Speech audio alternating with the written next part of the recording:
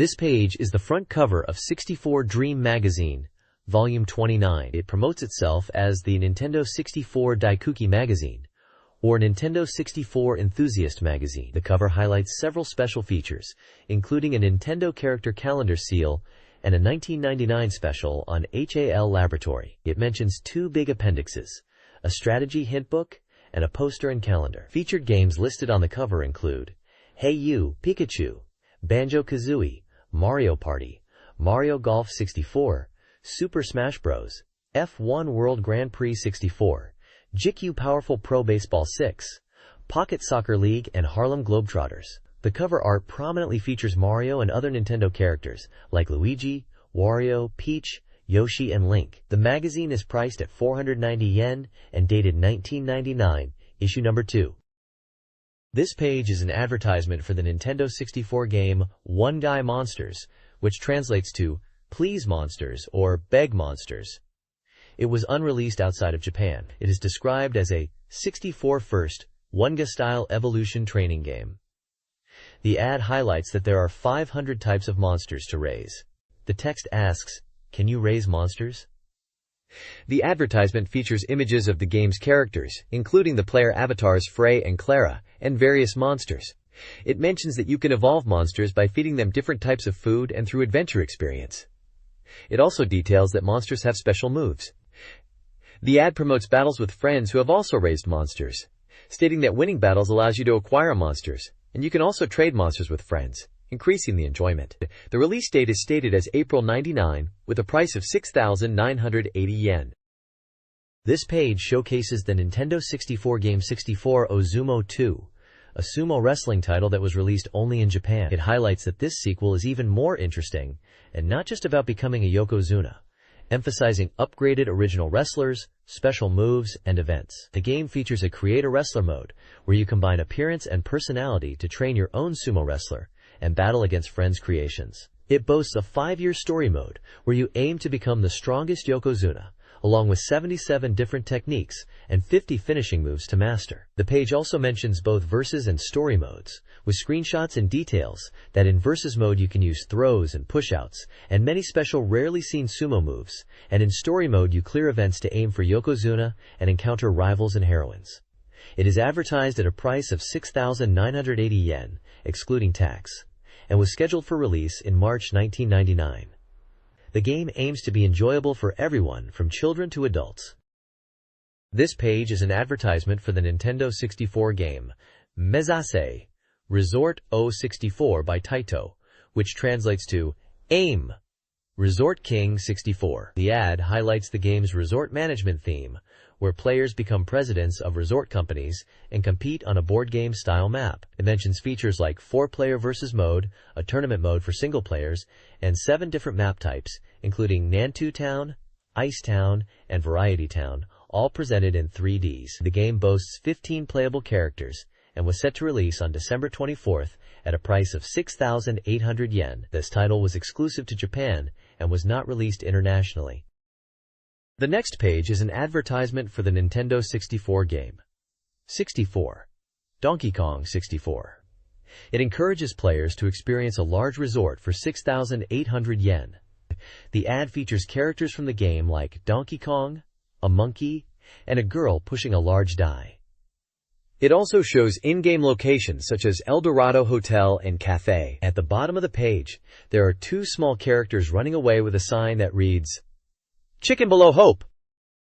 The Nintendo 64 Sound Series promotes its 10th release, the Zelda no Densetsu Toki no Ocarina original soundtrack, the official soundtrack for The Legend of Zelda, Ocarina of Time. The soundtrack, priced at 2,427 yen plus tax, features 82 tracks and comes in a special package for the first 5,000 copies, including a Time Ocarina toy and Zelda sticker. The advertisement also highlights other soundtracks in the series, including Super Mario 64, Yoshi's Story, Mario Kart 64, Diddy Kong Racing, Star Fox 64, Wave Race 64, 1080 Degrees 1080 Snowboarding, and F-Zero X, each showcasing the unique musical styles of their respective games. All soundtracks are priced at 2,427 yen plus tax. The Banjo-Kazooie no Daibuken original soundtrack is announced for release on February 17, 1999. This page is the contents page for a magazine issue focusing on the February information for the N64. The main feature is a special on Super Smash Bros. Called HAL Research Big Bang and includes a developer interview. The page lists various sections, including a special Zelda, Ocarina of Time hint book, and poster. There's a section on new software information, covering games like Power Pro Baseball 6, Bomberman Hero, Harvest Moon 2, Mystical Ninja starring Goemon, Castlevania 64, J-League Tactics Soccer, Winback, Covert Operations, Snowboard Kids, Top Gear Overdrive, Star Wars, Shadows of the Empire, Doraemon 2, Nobita and the Light Train, Chameleon Twist, Buck Bumble, 64 Ozumo 2, Mario no Photopie, Super Smash Bros., Mario Golf Hey You Pikachu, Mario Party, F1 World Grand Prix, and Banjo-Kazooie. The page also lists sections for SFC and Game Boy game information, strategy guides, news, serial projects, reader submissions, manga, and presents for readers. Game titles mentioned in the SFC and GB section include Pokemon Trading Card Game, Roadrunner, Mobile Suit Gundam, Side Story 1 The Blue Destiny, Ganbare Goemon 3, Bomberman GB3, Monster Rancher, and F-Zero X. Strategy sections cover games like Get or Love, Who, Tetris Challenge featuring Mickey Mouse, and 1080 Degrees Snowboarding. This page is a Nintendo 64 new software release calendar for the end of 1998 and start of 1999. The page highlights the upcoming Christmas and New Year period, suggesting people may be planning their game purchases and budgets. It points out that information on the 64DD, Nintendo's disk drive add-on, is expected at an upcoming Nintendo exhibition, and to be mindful of potential software delays when making purchase decisions. The headline calendar section mentions 3 key upcoming titles. Firstly, a new Power Pro baseball game is anticipated for spring 1999, exciting fans of the series. Secondly, Ogre 3 is stated to be definitely releasing in April, despite previous delays, generating high anticipation.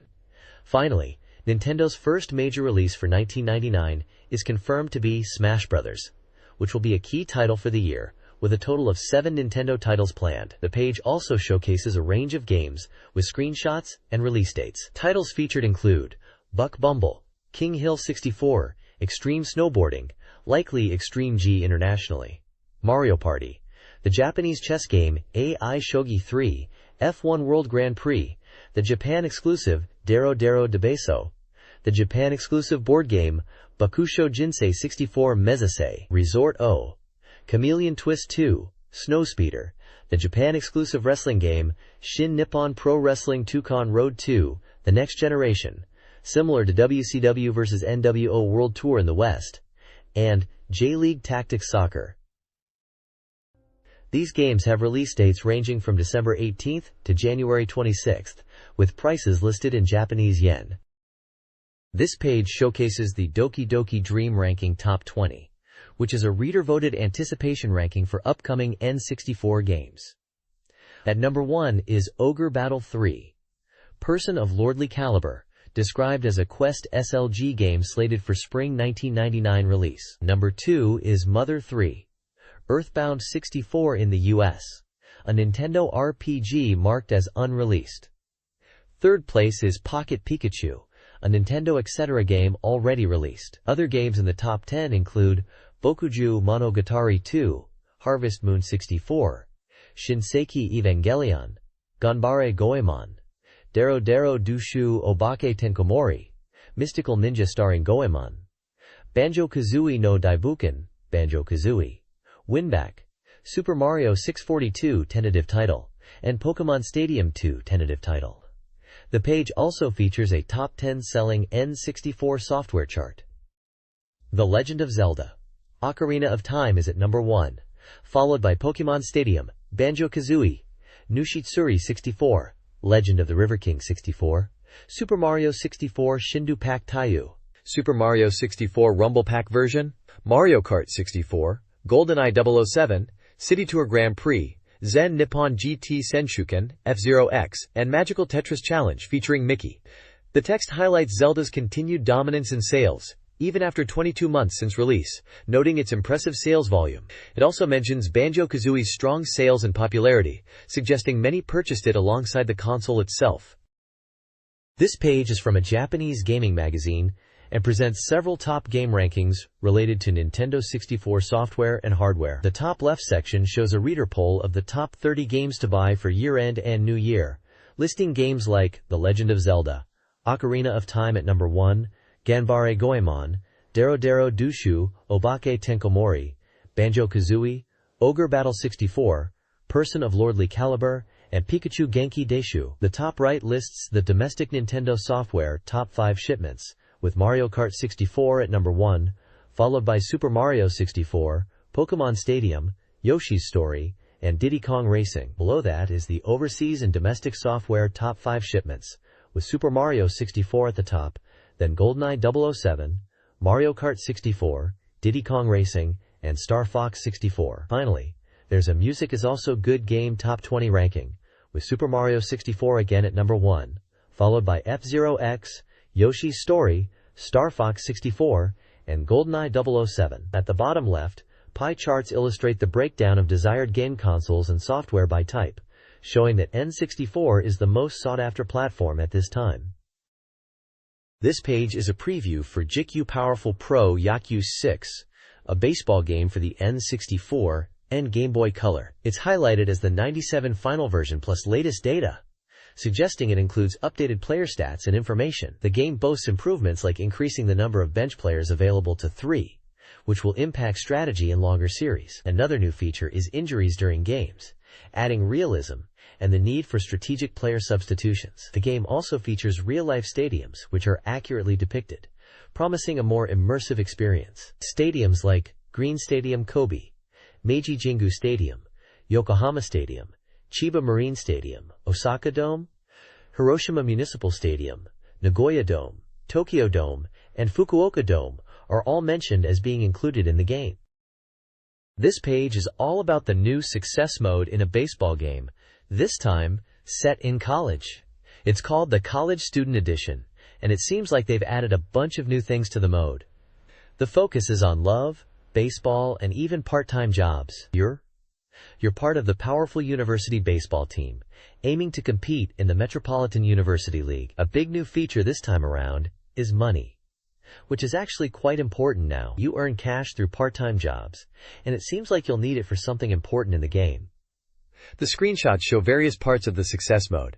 One shows the main screen of the success mode, another highlights the manager character who seems to be important, and there are also shots of training and what looks like a rhythm game element. They've also made some improvements to the game presentation. Now, when a ball is hit, the data disappears, and the game results screen is more detailed, making it easier to understand what happened during a match. Finally, it talks about how you can use players created in the Game Boy Color game Powerful Pocket Success, tentative, which is planned for release in 1999, within this N64 game. This N64 version isn't just set in high school anymore, it's a whole new college experience.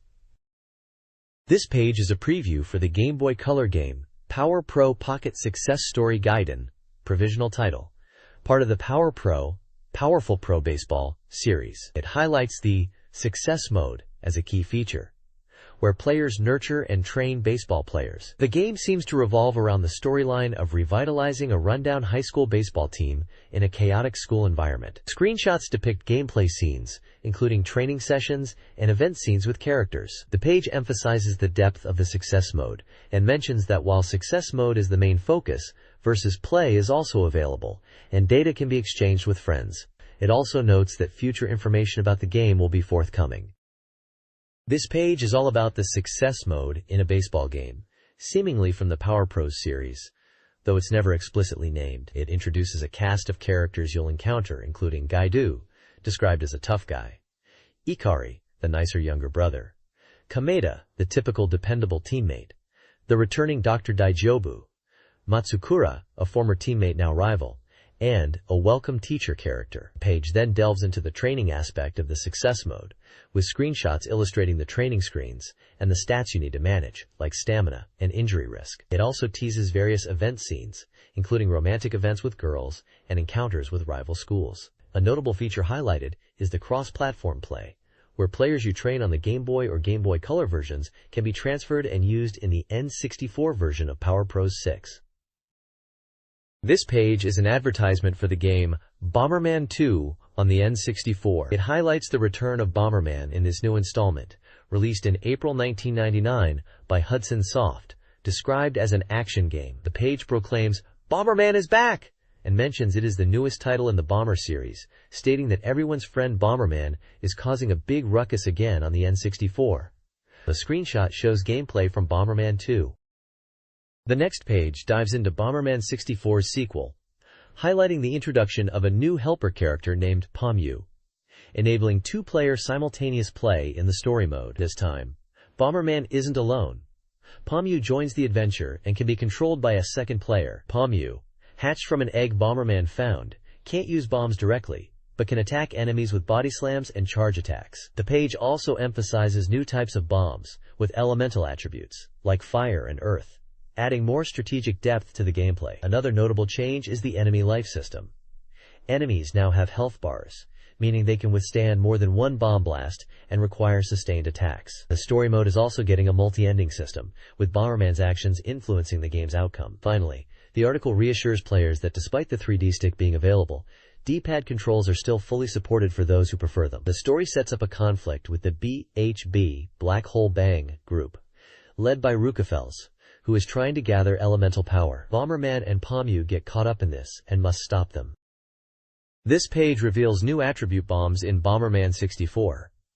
It showcases two types of bombs, the firebomb and the water bomb. The firebomb, described as a familiar bomb type used in Bomberman games, is depicted with fiery explosions and is useful for setting enemies ablaze. The text explains that in 3D Bomberman games, bombs were previously launched, but now they return to the classic style of being placed directly in front of Bomberman, requiring strategic placement in a straight line to effectively target enemies with the explosion. The water bomb is presented as a new type of bomb, with a contrasting image to typical bomb explosions. It is described as a water bomb, implying a water-based effect that might be useful against enemies with fire attributes. The text suggests it could be used in diverse ways, depending on the situation and enemy attributes, potentially offering puzzle-solving elements within the game. The screenshots illustrate the water bomb's area of effect and its interaction with the environment.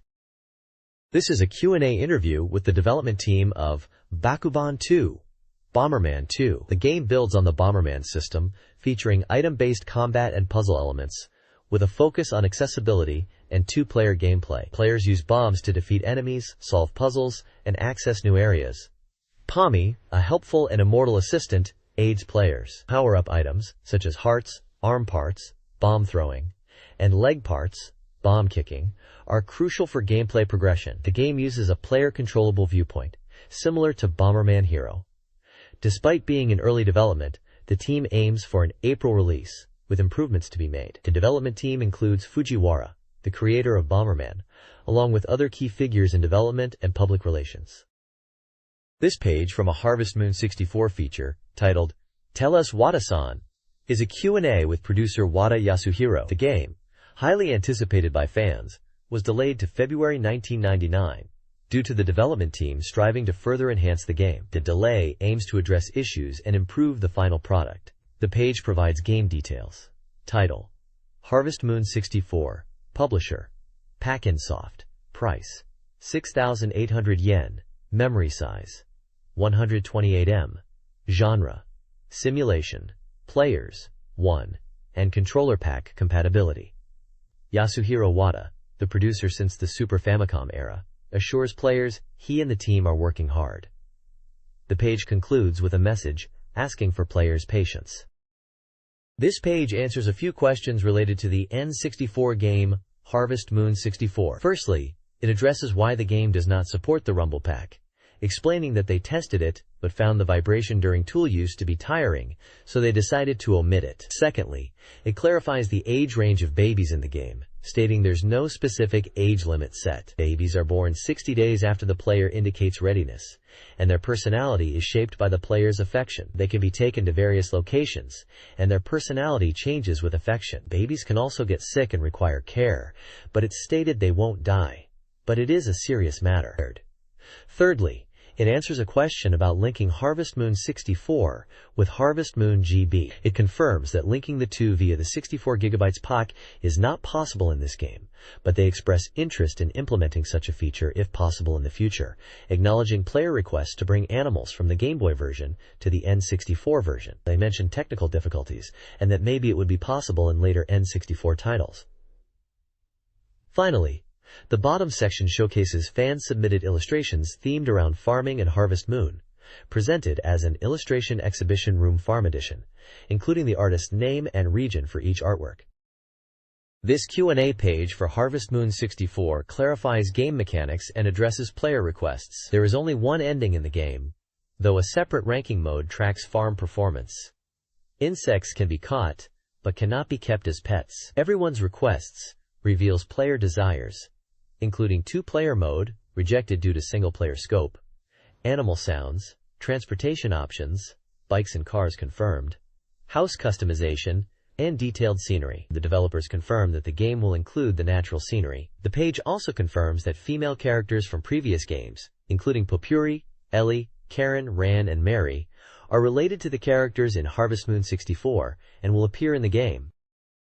This page features a Q&A section focused on Harvest Moon 64. One question addresses the starting money in the game, clarifying that while the starting amount is 300 G, you actually begin with no money and need to earn it through work. It also notes that while high-value items are available, saving money can be challenging. The page also includes a segment called We Conveyed Everyone's Requests Part 2, presenting fan suggestions and developer responses. Requests include adding hot springs on the mountain, natural disasters like earthquakes and typhoons, the ability to make dairy products like cheese, yogurt, and ice cream, having stag beetles transform into tractors in later stages, and including an N64 console in the player's house. The responses range from confirming features already present in the game to enthusiastic agreement with new ideas, like the stag beetle tractor. One funny exchange is about a character named Wada-san, resembling Tina from Final Fantasy, which is playfully denied. Below the Q&A, there are sections showcasing fan-submitted illustrations under the title Illustration Exhibition Room Character Edition, featuring artwork from fans in Chiba and Hiroshima prefectures. Finally, a farmer fan representative word section includes a message from a fan representative expressing gratitude for fan contributions and excitement for the completion of Harvest Moon 2, referring to Harvest Moon 64, and looking forward to its release.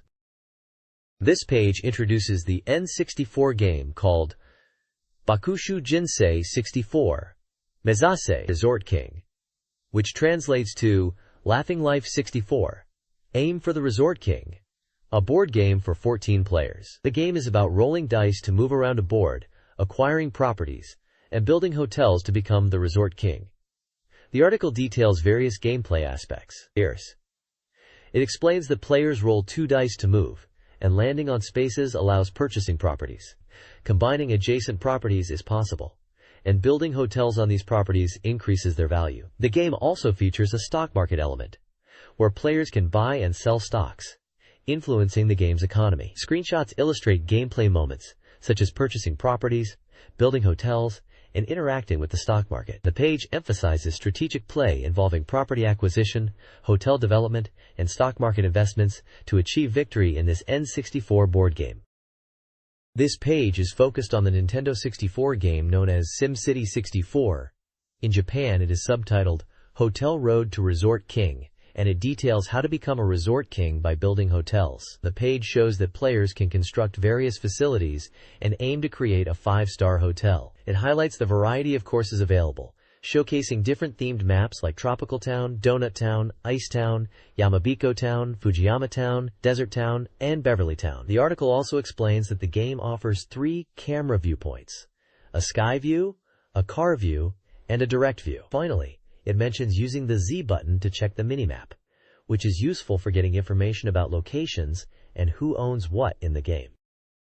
This page details exciting board game mechanics, describing card spaces like Chance, Trouble, and Happening cards. It explains that Chance cards are generally good, while Trouble cards are bad, and Happen cards are interesting. It also describes the game flow as revolving around 1 round and banking decision, stating that passing the bank each round is essential for income. It mentions shops being expensive but worth purchasing as they generate income, and shop prices being higher than land prices but profitable if players frequently land on your shop spaces. The page highlights winning formula, negotiation technique, Road to Resort King, focusing on negotiation in games, suggesting players should be strategic when negotiating land and property deals, especially when playing against computer opponents. It advises assessing mutual benefits in trades and considering financial aspects when negotiating property values. This page talks about game events and money management in a resort-building game, likely for N64, although the title is not explicitly mentioned, but Road to Resort King is used as a heading. It highlights the importance of variety squares on the game board, such as the balloon shop, hospital, weapon shop, court, tax office, and bone shop. The page explains what happens if you cannot pay your debts.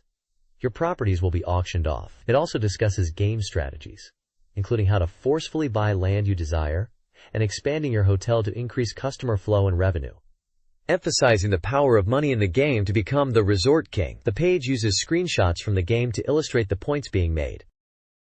This page is dedicated to New Japan Pro Wrestling 2-Con Road 2, highlighting it as a permanent preservation edition packed with valuable information just before its December 26th release by Hudson. The page promises a thorough introduction to the game's system and features a preemptive 2-part special. It details that the game will have a roster of real wrestlers and mentions there will be 31 playable wrestlers in total, with a full list on page 31. The page also mentions the ring announcer Tanaka and Cute I-chan, advising players to listen to I-chan's introductions and not skip them. Screenshots show wrestler Shiroko Shinaka performing a powerbomb move, with the command listed as Z+A+B, and Jushin Thunder Liger making his entrance in his mantle. The selectable game modes are briefly outlined, including IWGP for belt contention, a year-end schedule mode focusing on main events, exhibition matches, wrestler shuffle mode to create new characters, a learning mode where the computer teaches moves, and a technique table to find move commands. A screenshot of the wrestler select screen shows a matchup between Hiroyoshi Tenzan and Dr. Wagner Jr. The next page focuses on the N64 wrestling game, Virtual Pro Wrestling 64. It's all about mastering returning skills or counter moves to become a pro wrestler in the game. The page details the basic controls, explaining how to taunt using the L button, switch targets or modes with the R button, dash with the C buttons, and attack using the A and B buttons. Movement is controlled with the 3D stick. There's a section on auxiliary actions, including actions around downed opponents and using corner posts, as well as tagging partners. Basic techniques are listed for standing and downed opponents, showcasing various punch, kick, and throw attacks, accessible through button combinations. The article mentions the game features over 600 moves that change depending on the opponent's damage. Screenshots display moves like the backdrop and neck screwdriver drop. In a battle interview in Yokohama, developers Ukes discuss the most unique aspect of 2-Con Retsuden 2. They highlight their focus on counter moves as a key gameplay element and their aim to create a realistic pro wrestling atmosphere with varied expressions and a true wrestling feel. This page is about the N64 game Virtual Pro Wrestling 64 and details its various game modes. It highlights the main event MVP mode, where you train a rookie wrestler to become the MVP. The page also talks about the recreation of the Final Power Hall event within the game. It mentions the thrill of competing for the prestigious IWGP Championship belt and features shuffle learning and learning modes for training your wrestlers, allowing you to teach them new moves. There's also a battle interview in Yokohama, with developers discussing the game's creation, including character design and gameplay aspects. They talk about costume details, modeling, and balancing the game, with insights into creating unique wrestlers and making gameplay challenging but fair. They also mention the game being developed as a year-end staple title. This page showcases the 26 wrestlers featured in the N64 game Virtual Pro Wrestling 2, Udu Keishu. The page is a wrestler roster, breaking down each character with key information. It uses color coding to indicate wrestler status, with blue meaning they appeared in the previous game, yellow for first-time appearances, and red denoting hidden wrestlers. For each wrestler it lists their name, affiliation such as New Japan Pro Wrestling or NWO Japan, their weight class like heavy or junior heavy, a special move, and the button command to execute it. Some of the wrestlers highlighted include Shinya Hashimoto, Kensuke Sasaki, Masahiro Chono, Power Warrior, and Great Muta. This page is a preview of Ogre Battle 64, Person of Lordly Caliber, a simulation RPG for one player. The article highlights the variety of battlefields and magic combos in the game. It mentions that the gameplay focuses on field map strategy, deploying units, and achieving objectives. The text explains that battlefields are diverse and impacted by terrain conditions like weather and land features, requiring players to adapt strategies and unit formations to different environments for effective attacks. Screenshots showcase various battle terrains such as plains, rocky areas, bases, forests, snowy fields, rivers, and streets, demonstrating the environmental diversity players will encounter in battles. The next page details two types of magic in Ogre Battle 64, Person of Lordly Caliber. First is Synthesis Magic Lava Flow, a new system called Simultaneous Attack, where if two magic users cast spells at the same time, it becomes synthesis magic, more effective than individual spells, and requiring proper unit placement. It shows examples of combining fire and wind magic for the lava flow spell.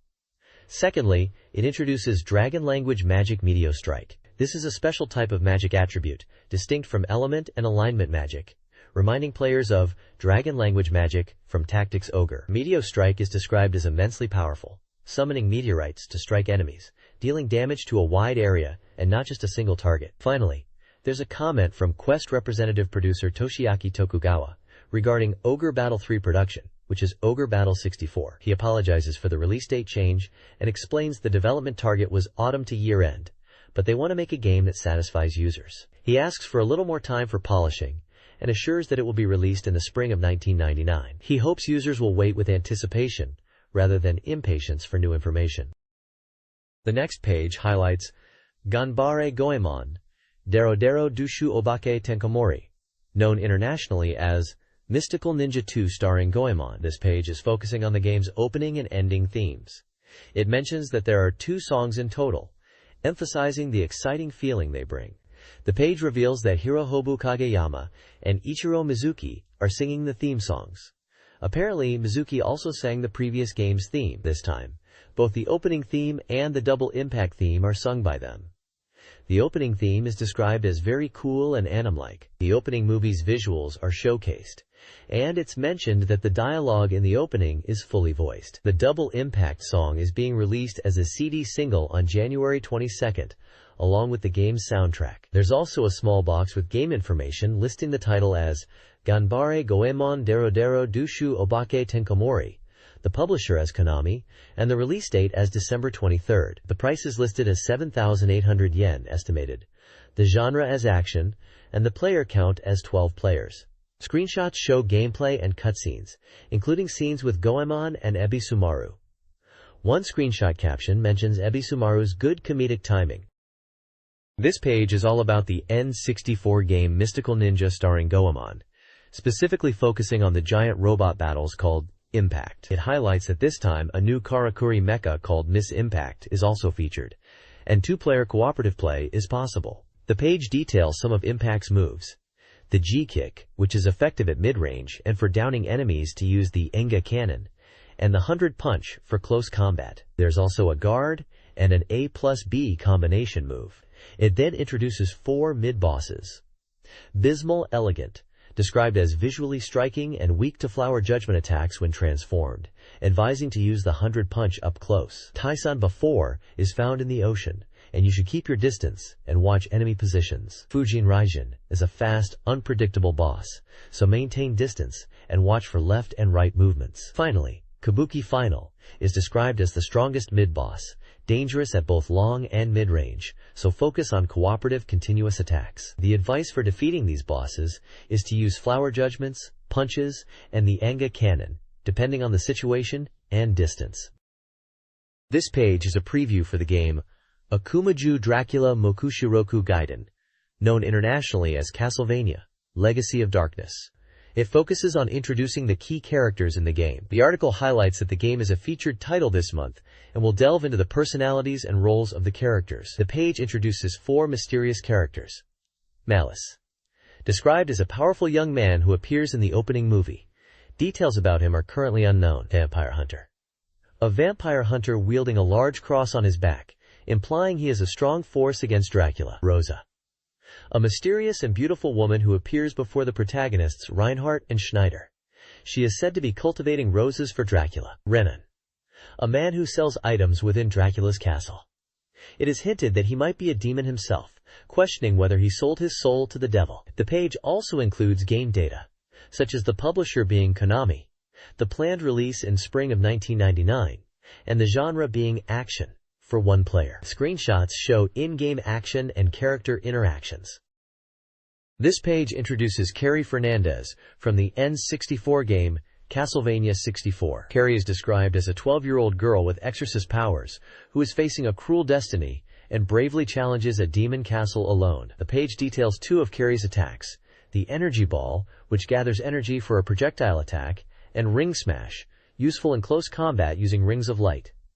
It mentions that items can be obtained by destroying objects in the environment and offers advice for confronting large enemies. A conversation scene with Vincent is also showcased, emphasizing Carrie's strong and determined attitude needed to face formidable foes. The article suggests that players familiar with the Castlevania series should consider playing as Carrie first before Reinhardt. This page is about J-League Tactics Soccer for the N64, a simulation game where you become a soccer team manager. The page highlights the game flow, which includes 4 steps. First, you choose one of the 18 selectable J-League clubs. Second, you can create original players and customize them. Third, manage the club's condition and set a broad schedule. Finally, decide on specific schedules and practice instructions for players. The game emphasizes the coaching aspect, suggesting players utilize in-game coaches to understand club and player conditions. It also mentions practice instruction templates to easily manage player training. Screenshots show in-game menus and gameplay scenes focusing on team management and tactical aspects. J-League Tactics Soccer was released only in Japan. This page focuses on the importance of training in a soccer management simulation game, likely a J-League title from 1998.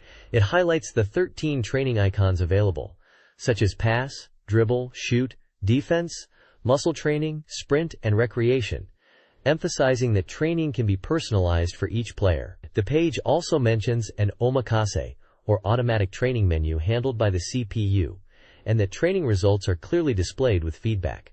It teases the existence of hidden training combos for optimal player development. Furthermore, it describes the match gameplay, where players can give instructions like a real manager, and even humorously suggests adding prayer to the schedule when facing tough times.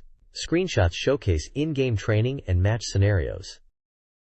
This page highlights the game SD Flying Dragon Legend, a new title derived from the Flying Dragon Fist Stadium SD version. Released on January 29, 1999, and published by Culture Brain, this 3D battle training game, priced at 6,480 yen, is a 96M capacity title supporting 1 to 2 players, vibration pack, controller pack, and GB pack. The page emphasizes new characters and a story mode as key additions.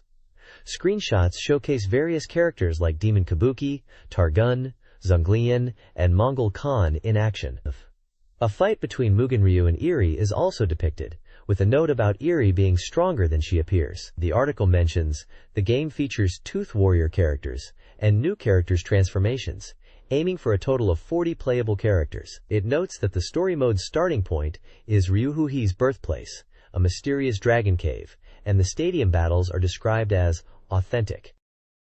The next page introduces the story mode prologue for Hiryu no Ken Twin, which translates to something like Flying Dragon Twin. This mode lets you experience the world of Flying Dragon Fist as you become a dragon yourself. The story is set in China, focusing on the birthplace and upbringing of the protagonist dragon. The page details different parts of the story. The parent who raised him shows Ryuhi being raised by his martial arts master, Zhuoan. Tragic Reunion depicts a sorrowful moment where Ryuhi, following his master into a cave, encounters his changed master, implying a dark turn in the story. Mystery Person introduces a suspicious character encountered by Ryuhi, who seems to be questioning Ryuhi's strength. Travel Journey shows Ryuhi embarking on a journey 6 years later, leaving his hometown to fulfill his destiny. The section Spirit Powers New Image Board Check showcases new spiritual powers: wind, thunder, and water, which are spirits named Jin, Ramu, and Shiva respectively. and details how they affect gameplay. The page emphasizes the emotional story and fast-paced battles, encouraging players to experience the drama of Ryuhi's past. This page showcases the game Winback, highlighting the three main bosses that players will encounter. It introduces the game's premise, where terrorists have occupied a satellite control center, and the player, as Special Forces member Jean-Luc Cougar, is sent to deal with the situation. The page details three formidable bosses. Hardluck Lyra, known for her powerful weapons and unpredictable nature as the first boss encountered in the game. Mad Hunter Leon, the second boss, who uses building structures to his advantage and attacks with a shotgun from hidden positions. Lastly, Full Pitch Ryan, the third boss, appearing in a high-speed elevator and utilizes grenades and a machine gun, making him a challenging opponent.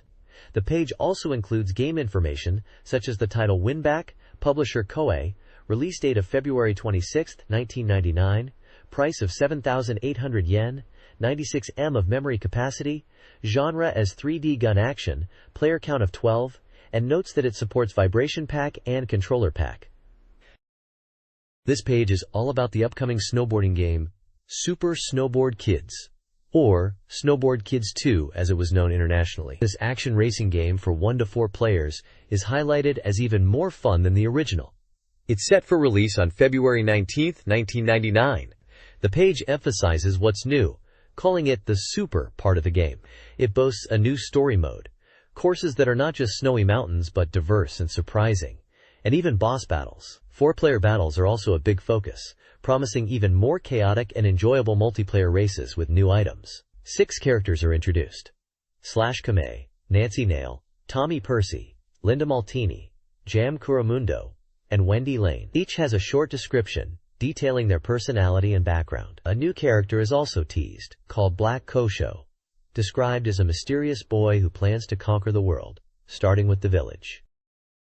This page is about Top Gear Overdrive for the Nintendo 64. It's a racing game, and this article focuses on the Frigid Peaks course, highlighting the shortcut strategies. The article points out that this course is set in snowy and icy mountain roads, and emphasizes the importance of shortcuts to gain an advantage. It specifically talks about a Mammoth Point landmark, and mentions a shortcut just before it. The screenshots demonstrate different shortcut locations within the course, including one where you can drive through an icy area and another over a dam. The text suggests that mastering these shortcuts is crucial for fast lap times. It also mentions that taking shortcuts might lead to nitro power-ups. The game is for 1 to 4 players and was released in spring of 1999 in Japan.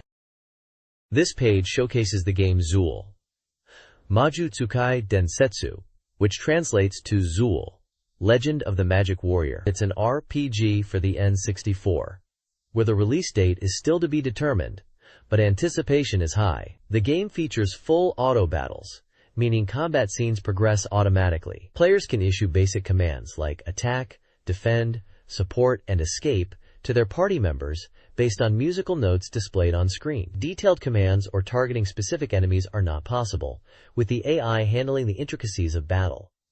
The game is for 1 player and supports the controller pack.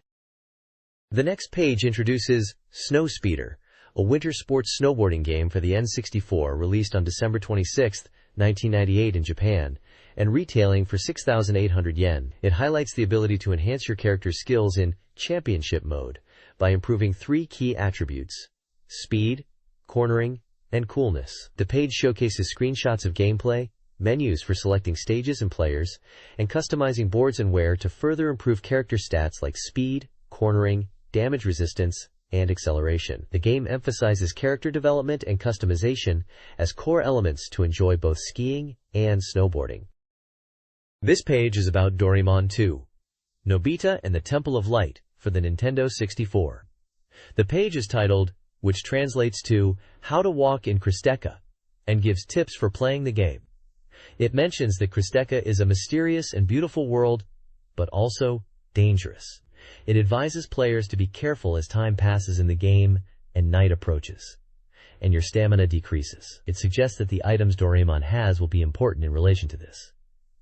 The next section, titled, or How to Walk in Dungeons, talks about dungeons in the game. It says dungeons will have switches to open doors and levers to move blocks, emphasizing that keys are needed to progress deeper into the dungeons. The page also warns about boss battles in dungeons and advises players to use recovery items effectively. The screenshots show gameplay in both Kristeka and dungeon environments, featuring Doraemon and Nobita exploring and navigating through these areas, highlighting elements like swimming in water, using items, and encountering puzzles with moving rocks in dungeons. It also mentions actions, scenes like running from boulders. The page is a game guide offering early tips on how to play Doraemon 2, Nobita, and the Temple of Light, focusing on exploration and dungeon aspects of the game.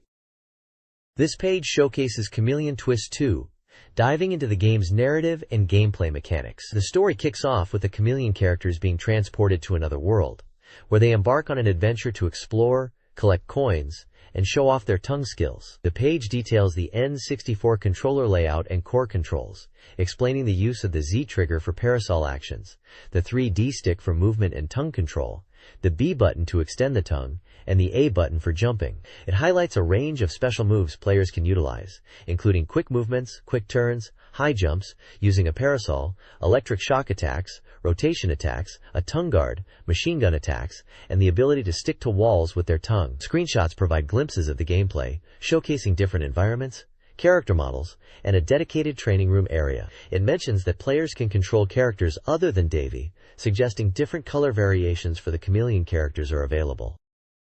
This page is about the N64 game Parlor, PRO64, a pachinko simulation title. It details the game's 3 main modes that are designed to provide a comprehensive pachinko experience. Strategy mode is for players who want to deeply research and analyze pachinko machines, allowing for data tracking and setting adjustments to improve their game. Hall mode simulates the real experience of playing in a pachinko parlor, challenging players to manage their winnings over 7 days by utilizing in-game data terminals to choose the most profitable machines. The final mode, Reach Character Gallery, focuses on showcasing the different Reach action sequences from various pachinko machines featured in the game, such as CR Jenga Paradise, CR Daiyu no Gensan, and CR Million Slot 6, highlighting the exciting Super Reach events and potential for big wins they offer. Screenshots illustrate the data analysis screens, gameplay, and various pachinko machine interfaces found within the game.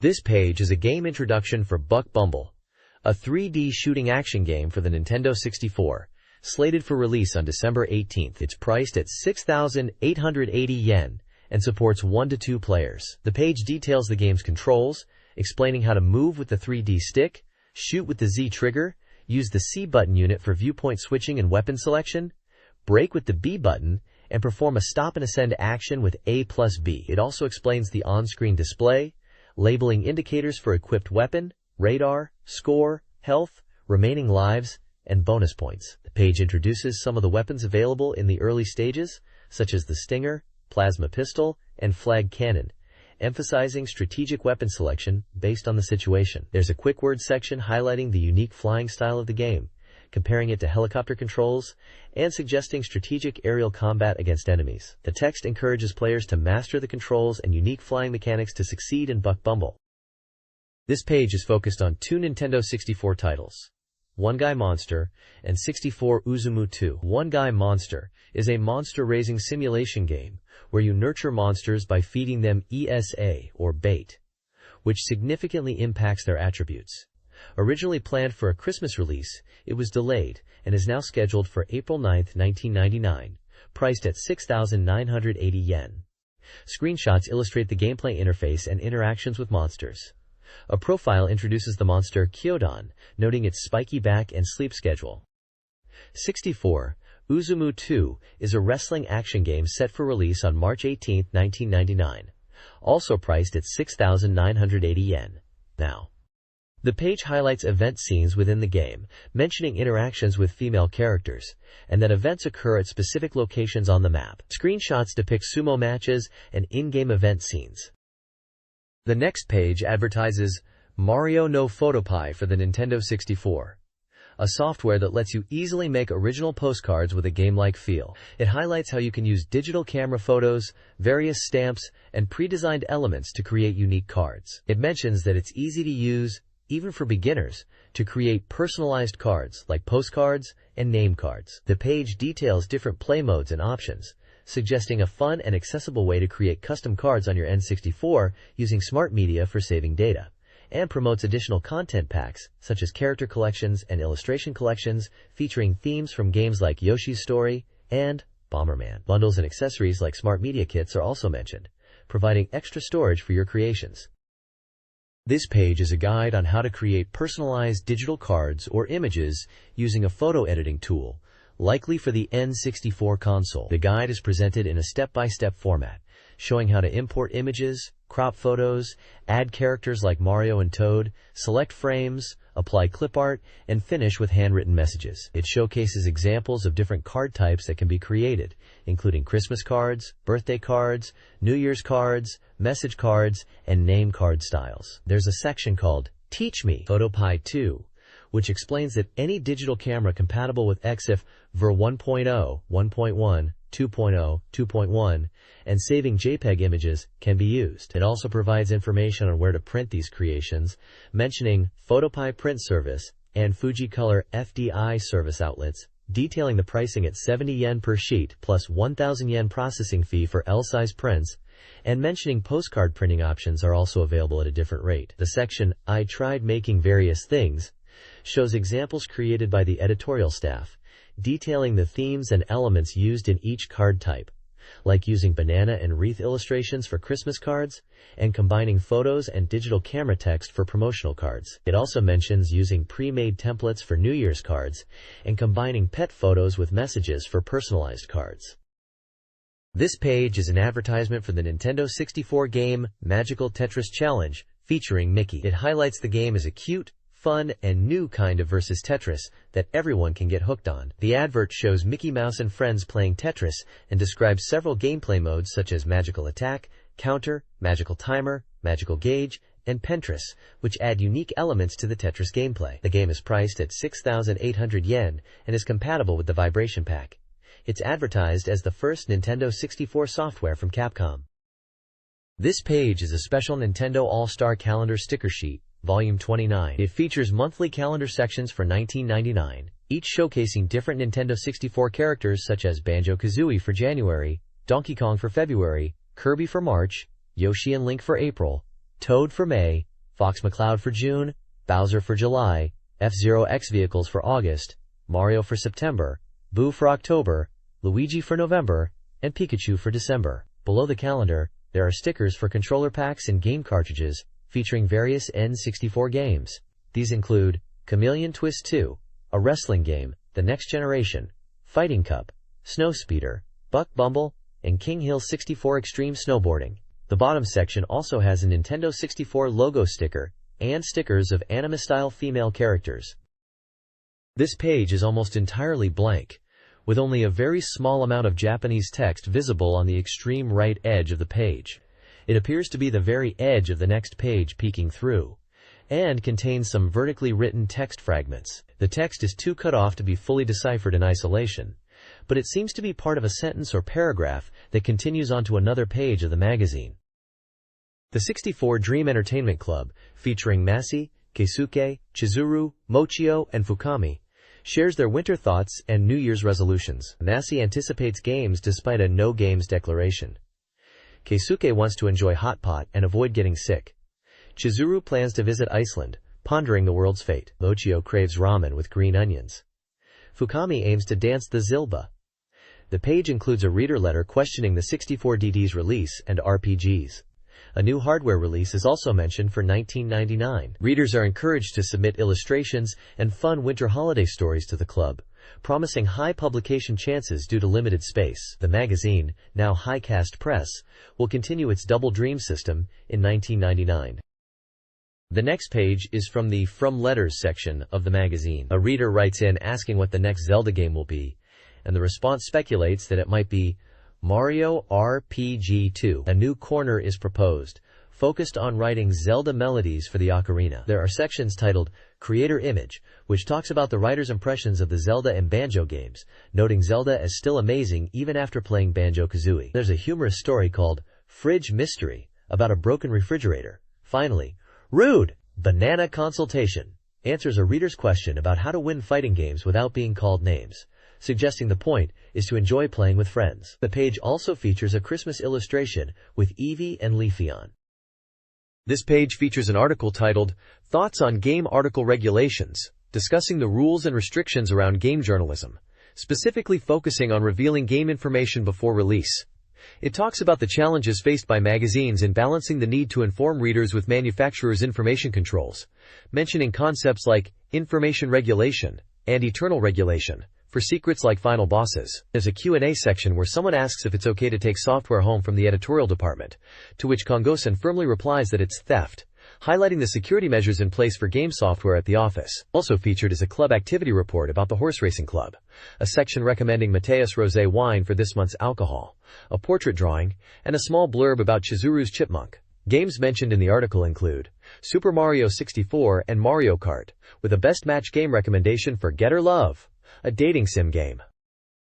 This page is a feature titled, Getter Love, Goodbye Our Getter Club, focusing on the Nintendo 64 game, Getter Love. The article highlights its appeal as a 4-player board game, where everyone can play simultaneously and observe each other's strategies. It emphasizes how the game reflects real-life romantic dynamics, especially when players compete for the same in-game characters. The feature then introduces 4 characters.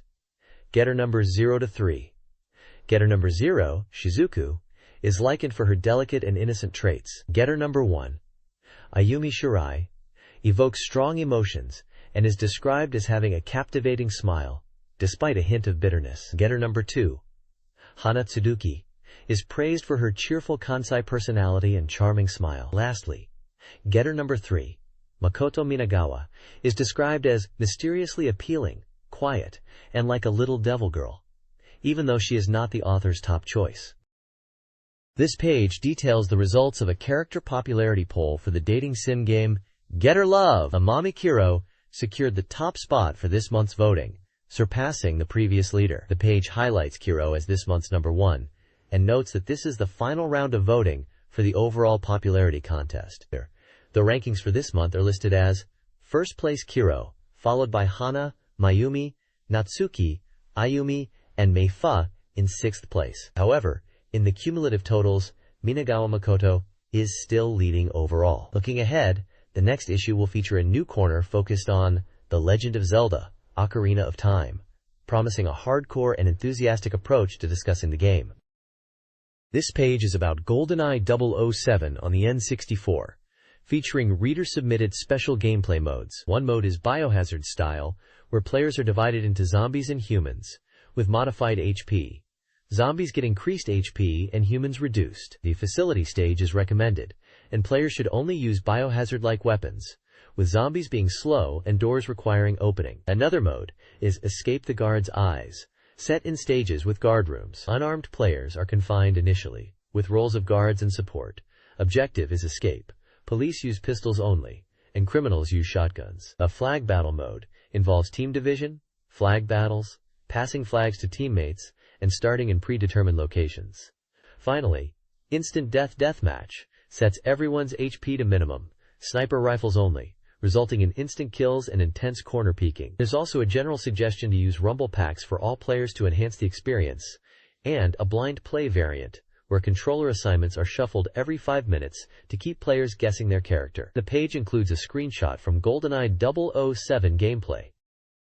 This article previews Perfect Dark, the sequel to the successful GoldenEye 007. Developed by the original team, Perfect Dark features a female protagonist battling a shadowy organization in a near-future setting, with advanced weaponry and AI. The article anticipates challenging gameplay and questions its Japanese release and popularity.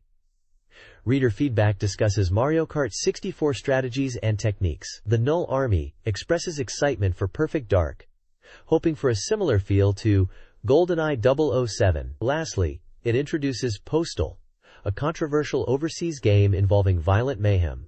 While considered extreme, the Null Army is captivated by its network mode and seeks recommendations for other online games. This page is a humorous comic strip featuring characters from the Zelda and Mario series. Bowser is depicted as running a shop called Koopa's Shop, located near the Pokemon Center Tokyo. In the comic, Link enters Bowser's shop and expresses interest in a Game & Watch Zelda game. When Link asks for the price, he is shocked by the initially stated price of 999 rupees, which he misinterprets as an exorbitant 999,000 rupees, leading him to leave the shop. However, it's revealed that Ganondorf has actually bought the Game & Watch Zelda. The comic also mentions anticipation for Mother 3 and expresses a desire to see Mario Bros. Active in Mario Party and Super Smash Bros. Games.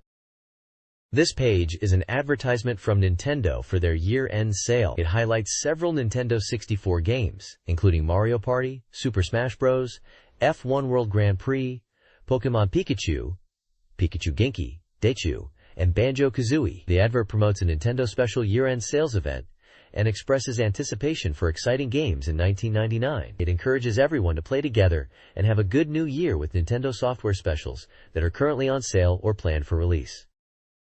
This page promotes the game Hey You Pikachu, a dialogue game where you communicate with Pikachu using voice recognition. The game, developed by Nintendo and Umbrella, was released on December 12th and retailed for 9,800 yen, including the voice recognition system. The page highlights that you can become friends with Pikachu in the game and play together in various locations. It also mentions that you'll meet other Pokemon like Bulbasaur, Squirtle, and Charmander, and features a Mimamori mode. The text suggests that players can spend Christmas time with Pikachu in the game. This page is a guide on how to start playing Hey You Pikachu. It explains that the game begins with the player making contact with Professor Oaks to learn about befriending Pikachu. The guide highlights using voice commands to interact with Pikachu, especially when encountering a wild Pikachu. It details how to talk to Pikachu using a microphone, mentioning that players should speak loudly to greet Pikachu. Becoming friends with Pikachu initiates the main adventure. The page also gives details about how the voice recognition system works, explaining that the game analyzes players' voice to understand and communicate with Pikachu, referencing comments from the game's producer, Mr. Ishihara, about the sound recognition technology making the interaction possible. The screenshots show the 3D game environment and Pikachu interacting with the player. This page is focused on Hey You Pikachu, highlighting a feature where you can find colored eggs at Casey's shop. The page poses the question, have you seen this screen? And suggests that by becoming friends with Pikachu and going on adventures together, players can find exciting scenes like this. The text details how to access Casey's shop and find these colored eggs, emphasizing that they are hidden in a specific location and require a bit of searching with Pikachu. The screenshots show Pikachu interacting with Casey at the shop and finding the eggs. It hints that these eggs are related to other Pokemon, and finding them might lead to something interesting. Hey You Pikachu features a variety of gameplay elements. Pikachu can cause mischief with tissues, but will clean up using its electric attack. Players can garden with Pikachu, cultivating grass and flowers, but must avoid accidentally setting the garden ablaze. Pikachu enjoys music, especially the harmonica. Playing it may even summon Lapras. The game also has multiple title screens, encouraging players to discover them. Finally, Pokemon evolution is a key aspect, with examples like Weedle/Kakuna into Beedrill, Oddish, Caterpie, and other evolutions of Goldeen and Butterfree. This page is about Mario Party for the Nintendo 64, a board game-style party game for 1 to 4 players. Released on December 18th and costing 5,800 yen, it's described as a party game that will be perfect for the New Year holidays. The page highlights that it's not just a party game and details 6 different modes or features. 1. Minigame Island. This mode is introduced as the first area you can go to from the map screen and is designed for single players. It's described as a minigame adventure island, where you progress by clearing set norms in minigames at each square. 2. Warp Pipe Donkin. This is described as the standard Warp Pipe Donkin game mode, designed for up to 4 players for versus battles. Players choose characters from 6 available options and select a stage to play on. 3. Minigame House. In this house, you can use coins you've collected in the game to buy minigames. 4. Kanoko Shop. Mushroom Shop. This is a shop where you can buy items using collected coins. 5. Option House. This house lets you configure various game settings. It mentions you can purchase items and do other fun things, but the details are a secret. Kanoko Bank, Mushroom Bank. This bank allows you to deposit coins and stars earned in the game. It emphasizes saving up coins to buy minigames and items, reassuring players that they will accumulate coins as they play repeatedly. This page showcases 6 distinct stages from the game Mario Party. The first stage is Donkey's Jungle Adventure, rated with 1 star for map difficulties. It's described as a jungle stage with a giant rock that chases you. The text asks if you will pay coins to a Donkey Kong character. The stage is noted as being full of danger. Next is Peach's Birthday Cake, rated with 2 stars. This stage takes place on a big birthday cake. The text mentions eating the cake and asks if Kuribo, Goomba, is waiting. Yoshi's Tropical Island is also rated with 2 stars. This stage is described as having a system where Goombas and Koopa Troopas are switched around. The text mentions starting from the beach and feeling good.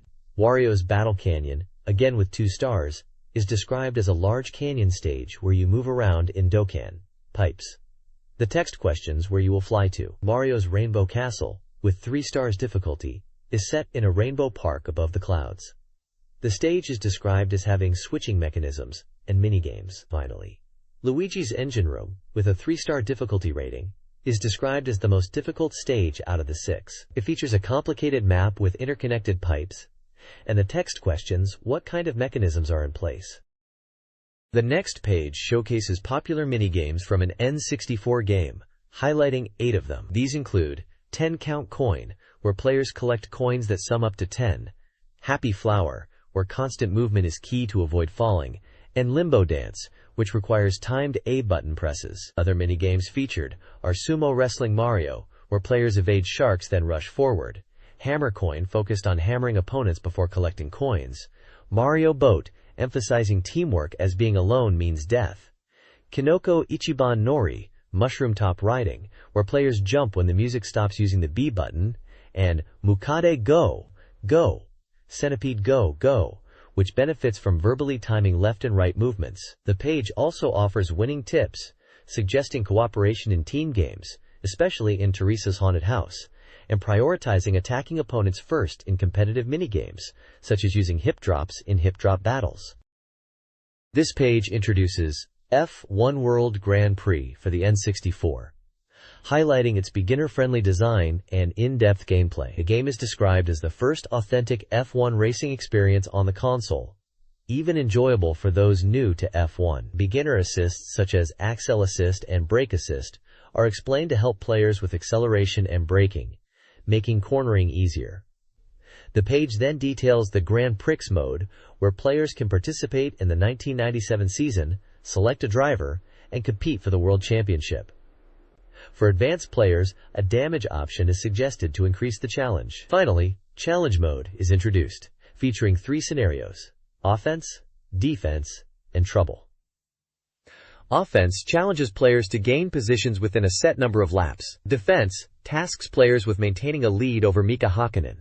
And Trouble puts players in a rainy race with a challenge to overtake using the best tire choice, mirroring a scenario with Michael Schumacher. The right side panel lists game information, including the title F1 World Grand Prix, publisher Nintendo, developer Video System/Paradigm Entertainment, a release date of December 18th, a price of 5,800 yen, 96M capacity, genre as racing game, player count 12, and notes Rumble Pack compatibility and battery backup cartridge.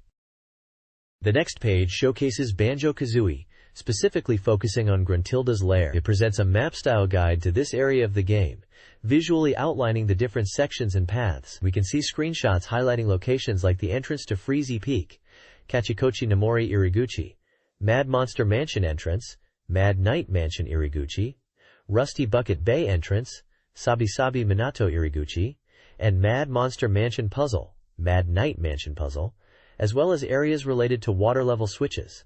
There's also a mention of a cheat code and Gobi's Valley. A game information panel on the right side lists details such as the title Banjo-Kazooie's Great Adventure, publisher Nintendo, price of 6,800 yen, genre as action, and player count as 1 player. This page is about the Nintendo 64 game Banjo-Kazooie, showcasing 3 different stages: Mad Monster Mansion, Rusty Bucket Bay, and Click Clock Wood. For Mad Monster Mansion, the page highlights Napper's house, Mumbo's transformation, and organ lesson as key areas. To enter this stage, you'll need 10 puzzle pieces and 450 musical notes.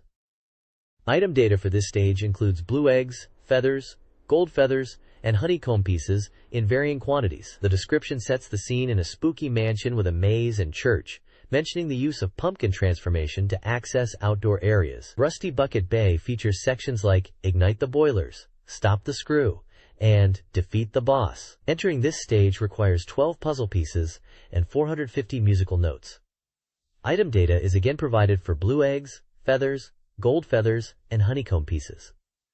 The stage description paints it as a dangerous ship area with oily water and challenging machine rooms. Finally, Click Clock Wood is divided into Collect Bees, Water the Flowers, and Beaver Help.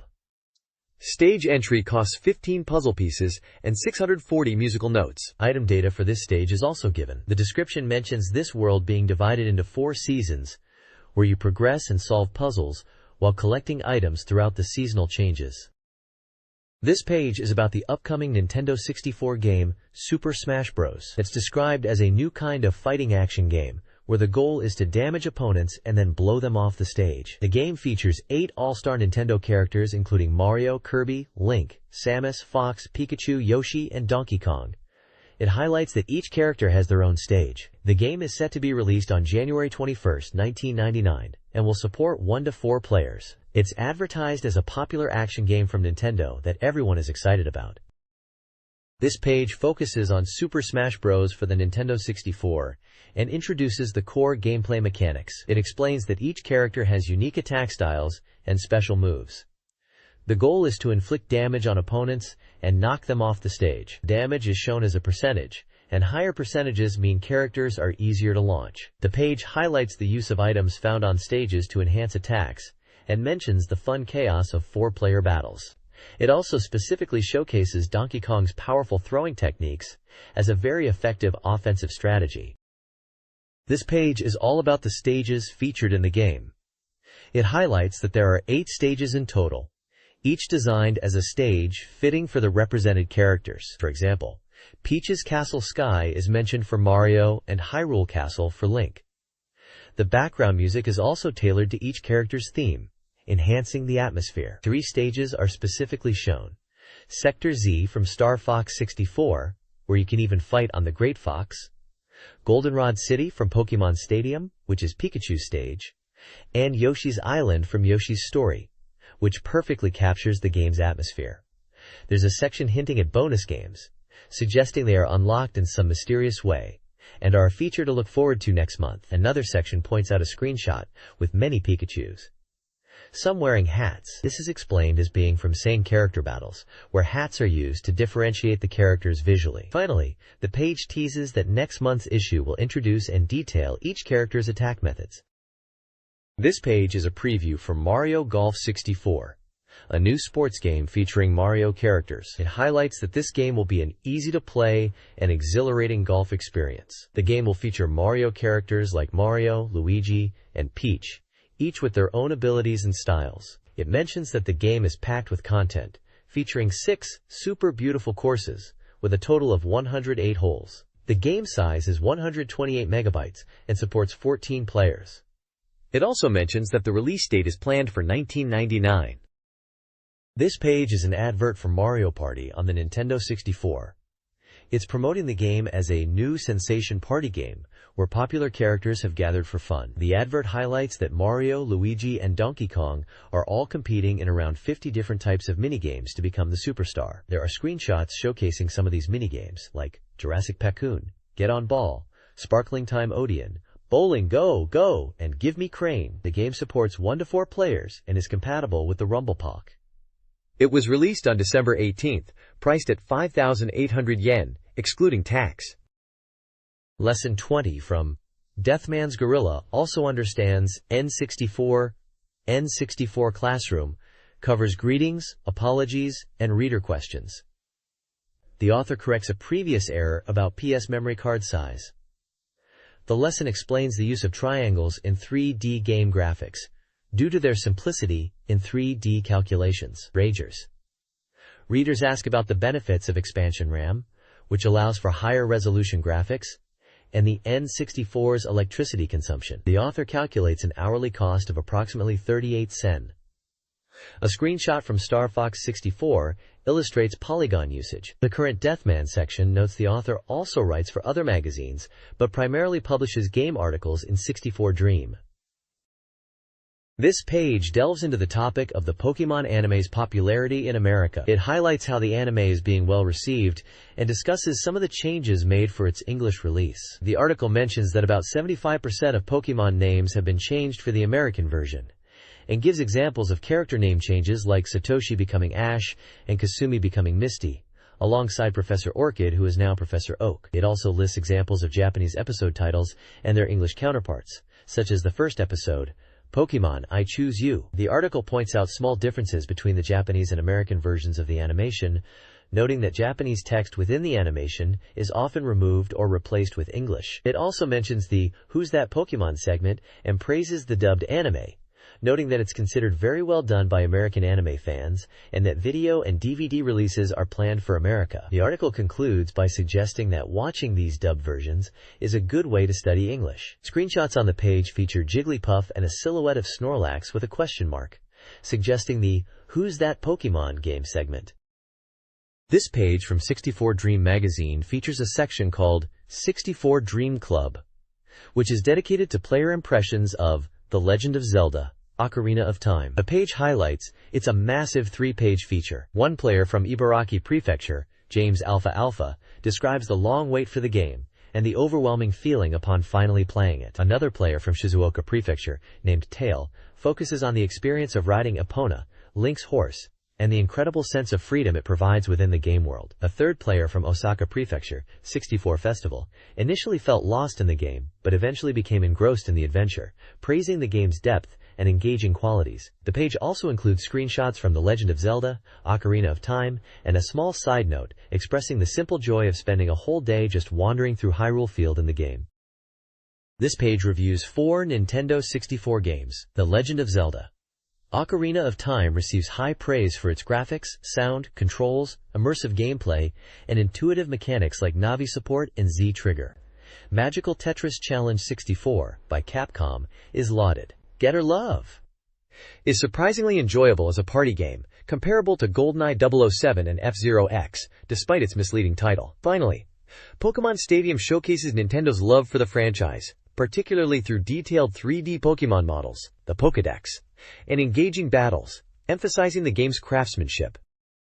This page presents reviews for 2 Nintendo 64 games, GoldenEye 007 and Wet Tetris. Makoto from Kumamoto Prefecture enjoyed GoldenEye 007, praising its fun 4-player battles, especially the chase and bombing modes, despite not typically liking shooters. Wet Tetris, reviewed by Unexpected Quick Work from Sakai City, Tottori Prefecture, is described as incredibly addictive, drawing comparisons to drugs and offering stress relief. The reviewer, who knows the game's creator, emphasizes its simple controls and immersive world, recommending it even to those who dislike puzzle games. Screenshots and illustrations showcasing gameplay and features are included. Wet Tetris features mini-events, weather changes, and character interactions. The advertisement highlights the successful launch of The Legend of Zelda: Ocarina of Time for the Nintendo 64. The game's release on November 21st was a hit, exceeding sales expectations, leading to rapid N64 console sales and a target of 1 million units sold. A Zelda trivia section notes the popularity of the Super Famicom version of Zelda in Akihabara.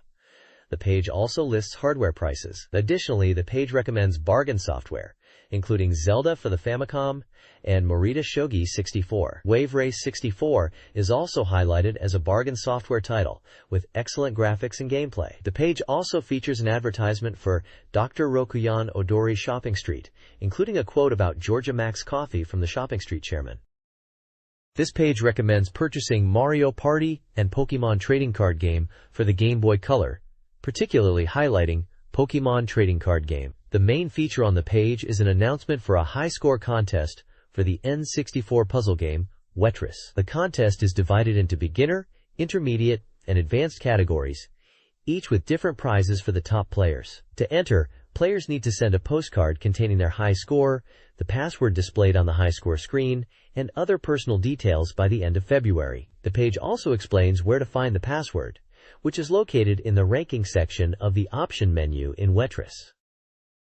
This page lists a selection of Super Famicom and Nintendo Power games available for download and rewrite. It's organized in columns showing game genre, title, memory size, SRAM, maker, and price. The bottom section details release calendars for Super Famicom and Game Boy games, highlighting titles scheduled for release in December, January, February, and March. This page is announcing HAL Laboratories' Big Bang for Nintendo 64 in 1999. It emphasizes HAL Laboratory as a highly anticipated second-party developer for the N64. The page features Kirby prominently and mentions the anticipation surrounding their next move after 2.5 years since the N64's launch, suggesting a significant upcoming release. It also mentions the names of HAL Laboratory President Iwata and Kirby's parent Sakurai, pointing to a major announcement related to their games. This page is an interview with Masahiro Sakurai from HAL Laboratory, who is described as the Information Development Section Chief, regarding the development of Super Smash Bros. For the N64. The interview discusses the game's development process, noting that it was originally conceived as a two-person project with Mr. Iwata, and was presented to Mr. Miyamoto in 1997. Sakurai mentions that he initially wanted to create an action-adventure game, potentially similar to Zelda, but the focus shifted to Super Smash Bros. As a fighting game with Nintendo characters. The interview also touches on the reasons for the delayed announcement of Super Smash Bros., attributing it to wanting to ensure the game was sufficiently developed before revealing it. There are screenshots from Super Smash Bros. Showing gameplay with Pikachu and other characters, and images of Fox from Star Fox 64 and Mario are featured to illustrate the Nintendo characters in the game. Sakurai also talks about his previous work on the Kirby series, including Kirby's Dream Land, Kirby, Right Back at Ya, The Story of Spring Dream, and Kirby Superstar. He also mentions that Mother 3 is still in development, and apologizes for the delay. This page is an interview with Masahiro Sakurai discussing the development of Super Smash Bros. For the Nintendo 64. Sakurai explains the initial concept of including Nintendo characters, and the challenges in making a fighting game with diverse characters from different game worlds. He mentions the initial selection process started with characters like Samus, Mario, Donkey Kong, and Fox, as they were chosen for their immediate impact and recognizability as Nintendo icons. Sakurai discusses the considerations for character balance and the selection criteria, elaborating on why certain characters were chosen, and mentions later additions of characters like Link, Pikachu, Kirby, and Yoshi to the roster. He emphasizes the unique nature of Super Smash Bros. As a party-style fighting game, distinct from traditional fighting games, and the thought process behind making it accessible and enjoyable for a wide audience. The page also features screenshots of the game in action and character artwork of Donkey Kong and Samus. This page is about Super Smash Bros., highlighting its appeal to both newcomers and experienced players. The article emphasizes that HAL Laboratory, known for Kirby games, developed this Nintendo All-Star title. It mentions that the voices of the characters in Smash Bros. Are all authentic. The interview snippets feature discussions about creating a game enjoyable for everyone and the challenges faced. It touches upon the development environment at HAL Laboratory, noting its location and the convenience of having shower rooms, which is shown in a picture of the building. Characters Kirby and Link are featured visually, representing some of the iconic Nintendo characters in the game. The article focuses on making a game that is accessible to beginners, yet offers depth for advanced players to explore.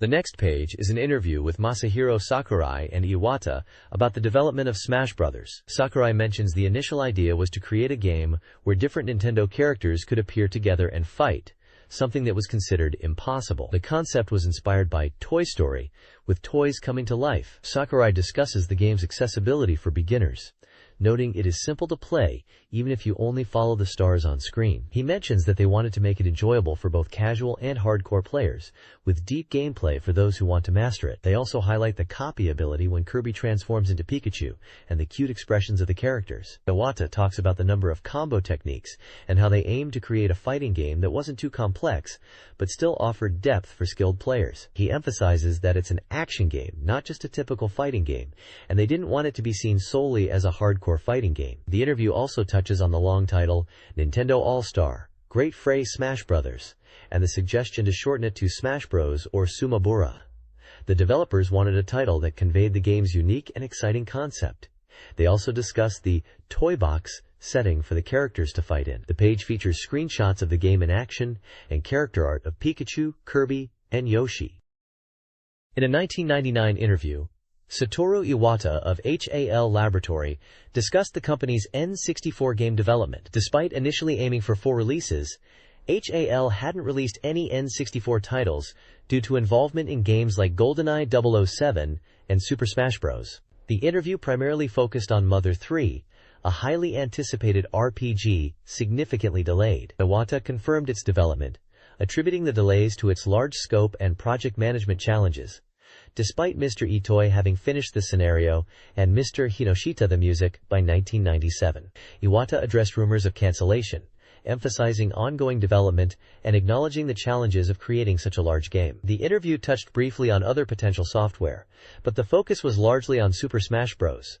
Screenshots of Mother 3 and a photo of the HAL laboratory staff from Space World 1997 were included. In 1999, HAL Laboratory planned to release 7 N64 titles, facing challenges like the delayed Kirby 64, the Crystal Shards, due to Sakurai's involvement with Super Smash Bros. The interview confirmed the ongoing development of SimCity 64 and highlighted Pokémon Snap as a forthcoming title, alongside others. HAL's strategy was a consistent release schedule rather than a single large launch. The planned lineup included Super Smash Bros., Pokémon Snap, SimCity 64, Kirby 64, the Crystal Shards, Mother 3, Kababu, and possibly Bass Fishing No. 2. Finally, the article revealed that HAL's name, like Sakurai's ape, was inspired by the HAL 9000 computer from 2001, A Space Odyssey, and that HAL was founded in 1980. This page is from the N64 Question Box, Volume 29, and features a Q&A section with Nintendo's Public Relations Department representative, Mr. Honbu Yoshio. The page addresses 2 questions about Zelda, likely referring to The Legend of Zelda: Ocarina of Time. The first question, from a person in Chiba Prefecture, asks about Zelda sales. The answer states that Zelda quickly reached 1 million sales, exceeding expectations, particularly among core gamers. Initial shipments of 500,000 units sold out immediately, and by December 4th, a total of 1.06 million units were shipped. The total shipment for the year is expected to be 1.4 million in Japan and 5 million worldwide. It also highlights that Zelda and Pokémon Stadium are the only million-selling television games of the year, including other platforms. The second question, from Tokyo, asks about N64 console sales following the release of Zelda. The answer confirms that N64 console sales are also doing well, with many people buying the console specifically to play Zelda. Vibration packs are also selling well because of the game. There are positive reactions online, and dedicated Zelda discussion forums are appearing. The page includes screenshots of The Legend of Zelda: Ocarina of Time gameplay, showing Link and in-game text mentioning the Rumble Pack. This page is from a Q&A section regarding N64 games. One question asks about why 4 N64 software titles are being released in December.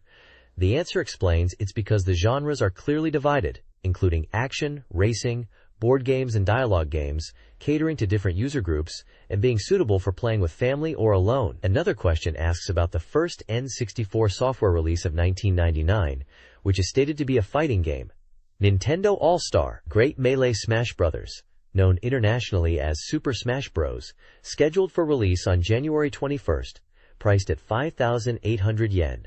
It's also mentioned that Pokemon-related software might follow. Another question asks if Mr. Miyamoto appeared in a TV commercial for Zelda, and the answer clarifies that he probably didn't do a TV commercial, but a video for retail stores to explain Zelda was made, with a 120-second version aired on TV around 4 times before the Chibi Maruko-chan program. Finally, a question is posed about Zelda feeling old-fashioned. The response clarifies that this new Zelda game is set in the oldest era of the series, emphasizing its design as a puzzle-solving adventure game where the story is given priority. The page also includes screenshots from an F1 racing game, the logo for Super Smash Bros., and gameplay images from Zelda: Ocarina of Time. This page is a Q&A section from a Nintendo magazine discussing Zelda: Ocarina of Time. The first question asks about the differences between the Japanese and American versions of Zelda, and the answer confirms that the content is the same, only the language is English.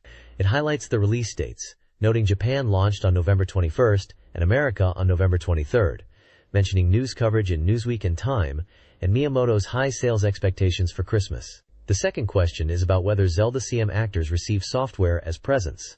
The answer confirms they did, and mentions Dorian Ayukawa's interview in Tokyo One Week magazine, where he expressed interest in buying an N64.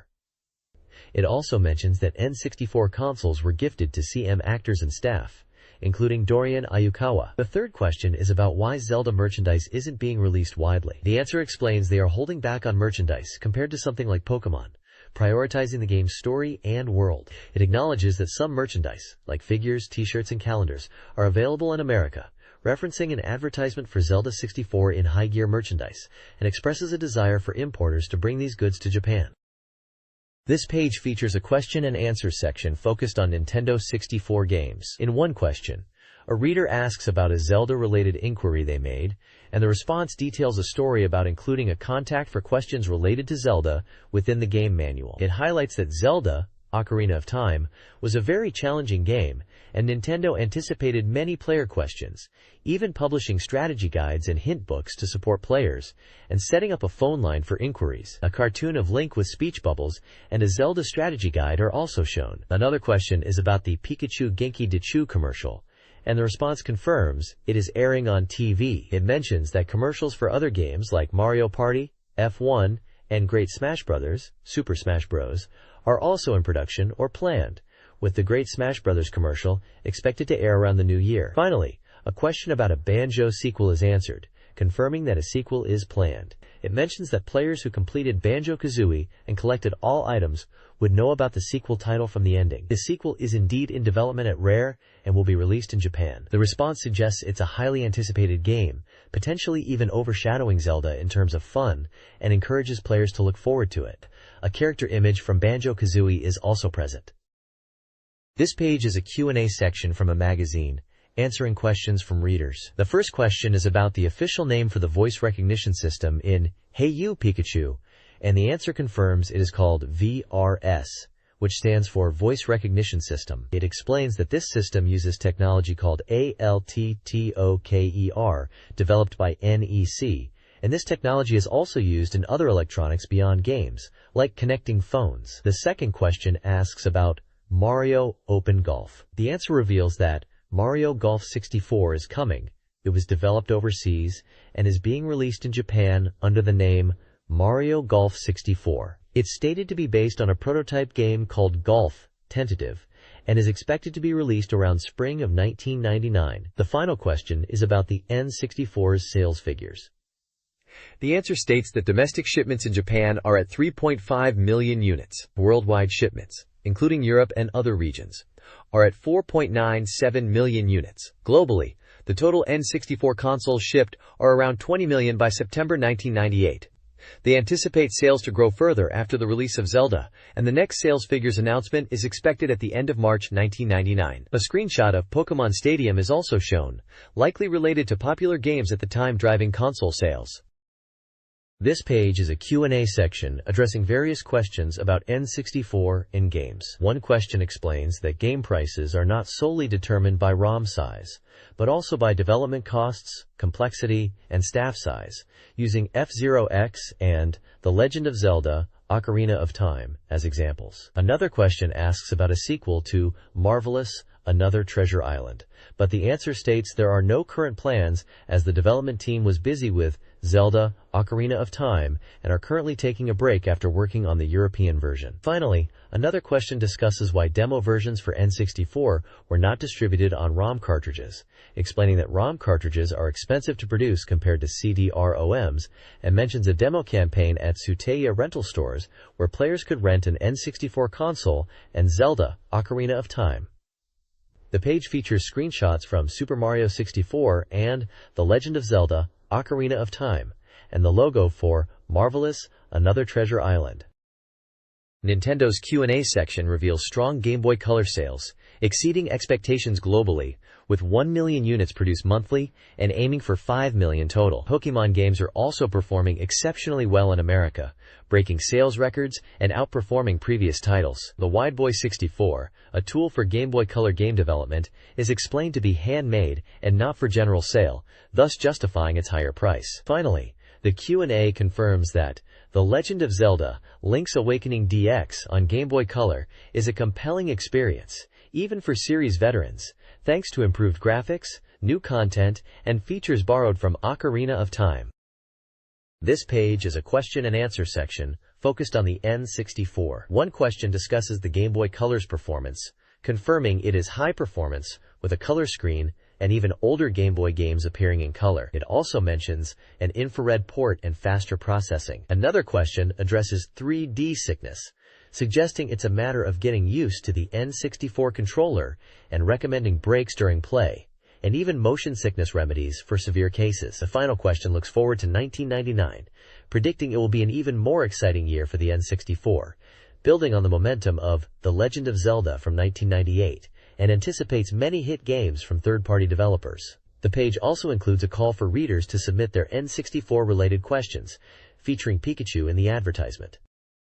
Shigeru Miyamoto was awarded the prestigious MMCA Chairman's Award at the 13th Multimedia Grand Prix in 1998, the highest honor in the personnel expression category. The award recognized his significant contributions to the game industry since the Famicom era. Miyamoto expressed gratitude, highlighting the evolution of interactive art forms like games, which he compared to movies. He mentioned the success of The Legend of Zelda, Ocarina of Time, his 64th game, with expected worldwide shipments of 5 million copies by Christmas. The game quickly sold out in Japan. Miyamoto sees this as a fresh start and aims to continue creating innovative games. The article considers The Legend of Zelda, Ocarina of Time, a historical masterpiece, and anticipates future awards for Miyamoto. The second Pokémon movie, tentatively titled The Phantom Pokémon X-Birth, is announced, building on the success of the first film with improved animation. Satoshi, Ash, and Pikachu, voiced by Sato Akari and Matsumoto Rika, star in a story set in the Orange Islands. The plot involves a wealthy collector, ancient texts, and the legendary Phantom Pokémon X, with legendary Pokémon like Moltres, Zapdos, and Articuno appearing. In other news, the Nintendo 64 Sound Series releases the soundtrack for The Legend of Zelda, Ocarina of Time on CD, including a bonus ocarina with the first edition. Finally, ANA Airlines is promoting their Pokémon Jet. Passengers receive exclusive Pokémon merchandise, and stewardesses wear Pokémon aprons, which are also given away. Available items include Pokémon-themed cups, bread, bed rest covers, and a watch. This page showcases new merchandise and announcements. It highlights popular Zelda and Pokémon goods, featuring Gashapon capsule toys for The Legend of Zelda, Ocarina of Time with full-color figures, and new sets of Pokémon figures called Pokémon Friends 5 and Pokémon Kids Revival version. There's exciting news for Pokémon fans in Kansai, as the Pokémon Center Osaka has opened, offering Christmas goods. Also featured are new clear color variations for the Hora Commander N64 controller, including clear, clear purple, and clear green, boasting rapid-fire capabilities and customizable buttons. Finally, it mentions that Tsutaya stores are running a campaign at approximately 30 locations where customers can experience playing The Legend of Zelda on N64 sets until January 31, 1999. This page covers various Nintendo and N64 news. It features a TV commercial for Hey You Pikachu, focusing on the Pikachu voice actor, and a humorous comic strip about a trip to Hakata with Mario-esque characters. The Mainichi newspaper's GameQuest corner solicits N64 game impressions, offering writer support. A Zelda, Ocarina of Time pre-order campaign at Lawson stores, offering an Ocarina pendant, experienced a manufacturing delay, but pendants were later distributed. Other topics include Shigeru Miyamoto's manga appearance in Weekly Shonen magazine, focusing on Super Mario Bros., and development secrets. Nintendo's financial results are presented, showing N64 sales figures. Finally, a news section encourages players to submit Zelda Ocarina of Time impressions directly to the development staff via email. This list recommends 7 N64 games for the holiday season. Magical Tetris Challenge, November 20th, features Mickey and friends in a puzzle game. The Legend of Zelda, Ocarina of Time, November 21st, is praised for its visuals and immersive gameplay. Banjo-Kazooie, December 6th, offers 3D action and exploration. Hey You Pikachu, December 12th, allows players to interact with Pikachu using voice recognition. Ganbare Goemon, December 23rd, is a 2D action game. Mario Party, December 18th, provides a board game experience with over 50 minigames for up to 4 players. Finally, AI Shogi 3N64 Edition, December 18th, is a shogi game for all skill levels. This page is about a fan-made website dedicated to The Legend of Zelda on the N64, called Hyrule Square. It is described as a gathering place for Zelda and N64 fans, featuring message boards, chat, and various content related to the game. The website URL is also mentioned. The page also highlights fan creations, featuring a custom Zelda-themed N64 controller and a Link figure, both praised for their quality and craftsmanship. Additionally, there's a section showing 2 short manga strips titled Chibi Chibi Link's Great Adventure, Temporary. Finally, the page introduces a contest focused on creative storage solutions for N64 controller packs, showcasing winning ideas from fans using items like paper boxes, eyedrop cases, and cassette tape cases. This page is part of a Capcom Fan Club Special Edition and features an interview, the second part, with Okamoto-san, the head of development at Capcom. The interview focuses on Capcom's approach to the N64 console. Okamoto discusses Capcom's first N64 software, Magical Tetris Challenge, featuring Mickey. He mentions that the N64 market is considered challenging but interesting, and Capcom wants to make games that are fun and engaging. He confirms that Capcom is not planning to release sequels to existing series like Street Fighter II or Rockman, Mega Man, on N64. However, Rockman-Mega Man Legends was released on N64. Okamoto states that Capcom is developing a zombie game for the N64, and mentions that he also wants to create a Makaimura, Ghosts and Goblins, style game. He mentions that Capcom is aiming for a price point of around 5,000 yen for their games. The page includes a profile of Okamoto Yoshiki, born in 1961, who is the head of Capcom's development headquarters. He was involved in the scenario for Biohazard 2, Resident Evil 2. The profile also mentions his personal interests like collecting items and mountain biking. There is a screenshot from what appears to be a zombie-themed game, possibly related to Biohazard 2. The interview touches on the timing of the next software announcement, with Okamoto suggesting players try Magical Tetris for now. He emphasizes the importance of creating games that company employees enjoy playing during their spare time, as this indicates the game's quality. This page features an interview with Okamoto-san from Capcom.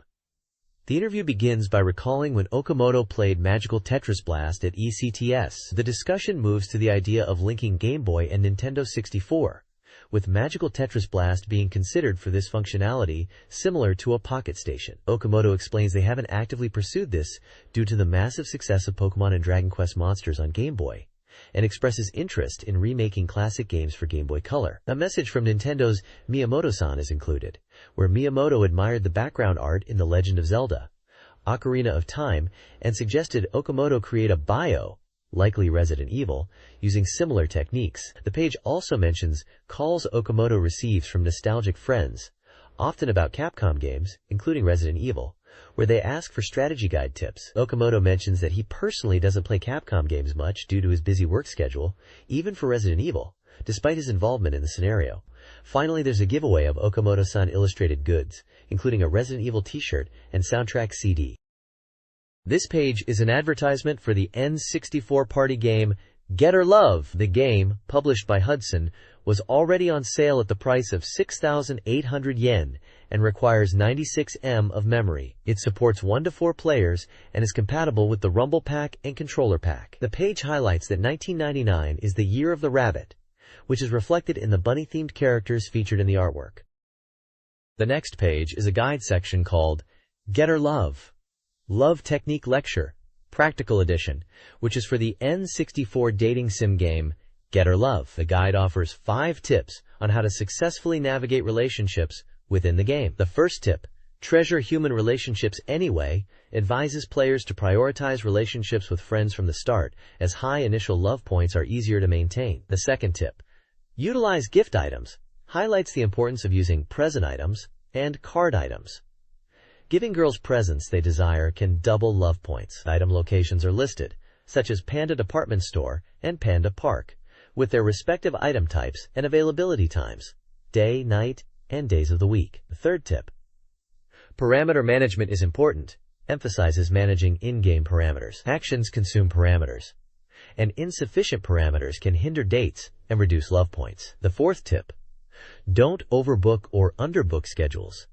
suggests striking a balance when scheduling dates. Overbooking can lead to problems if you get invited by your true love, while underbooking can also be detrimental. The fifth tip, the word tomorrow is written as bright day, discusses a bug or glitch in the game. It mentions that in Panda High School, there's a rumor about the Panda bread vendor principal who moves strangely at night and might show panty shots, which is supposedly a glitch causing headaches, stomach aches, and heartburn. This Change Getter Love 90 feature is a special 6-page guide. The page opens with messages from the development team, including cartoon illustrations. Director Tobizawa hints at Getter Love 2 or Back Getter Love. Programmer Takahashi, responsible for computer battles, hopes for continued user enjoyment. New.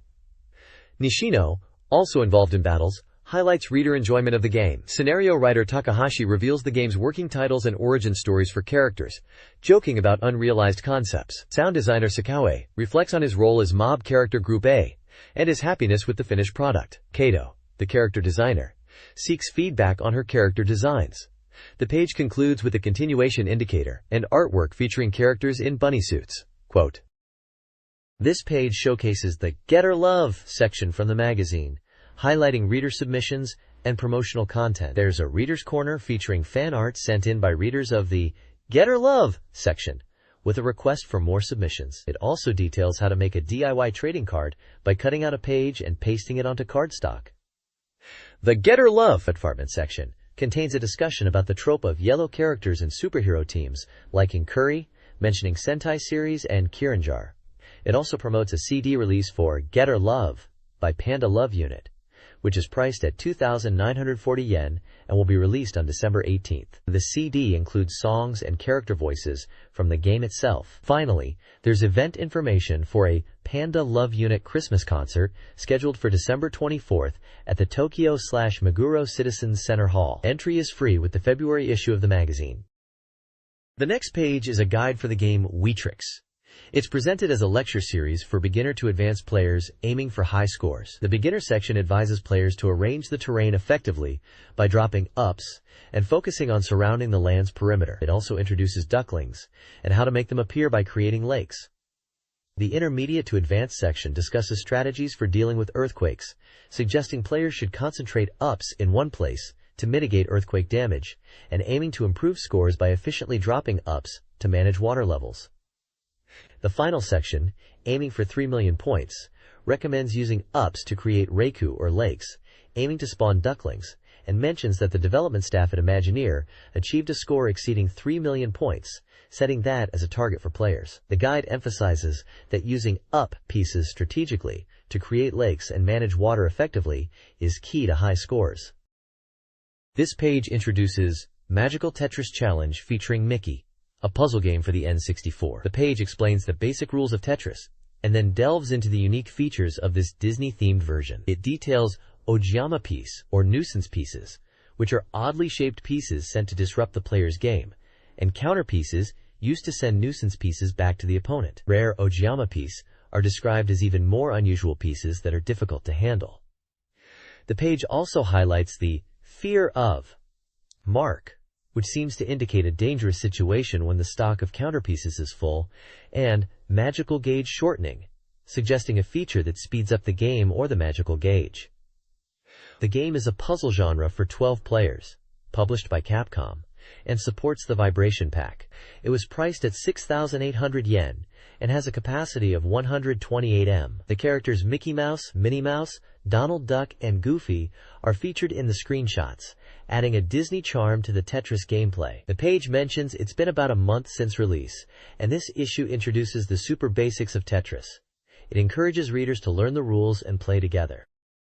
This page is about the Nintendo 64 game King Hill 64, an extreme snowboarding title. It highlights the Stunt Challenge mode, which is presented as the game's defining feature. The mode involves performing tricks to earn points within a time limit. The page details 2 courses within this mode.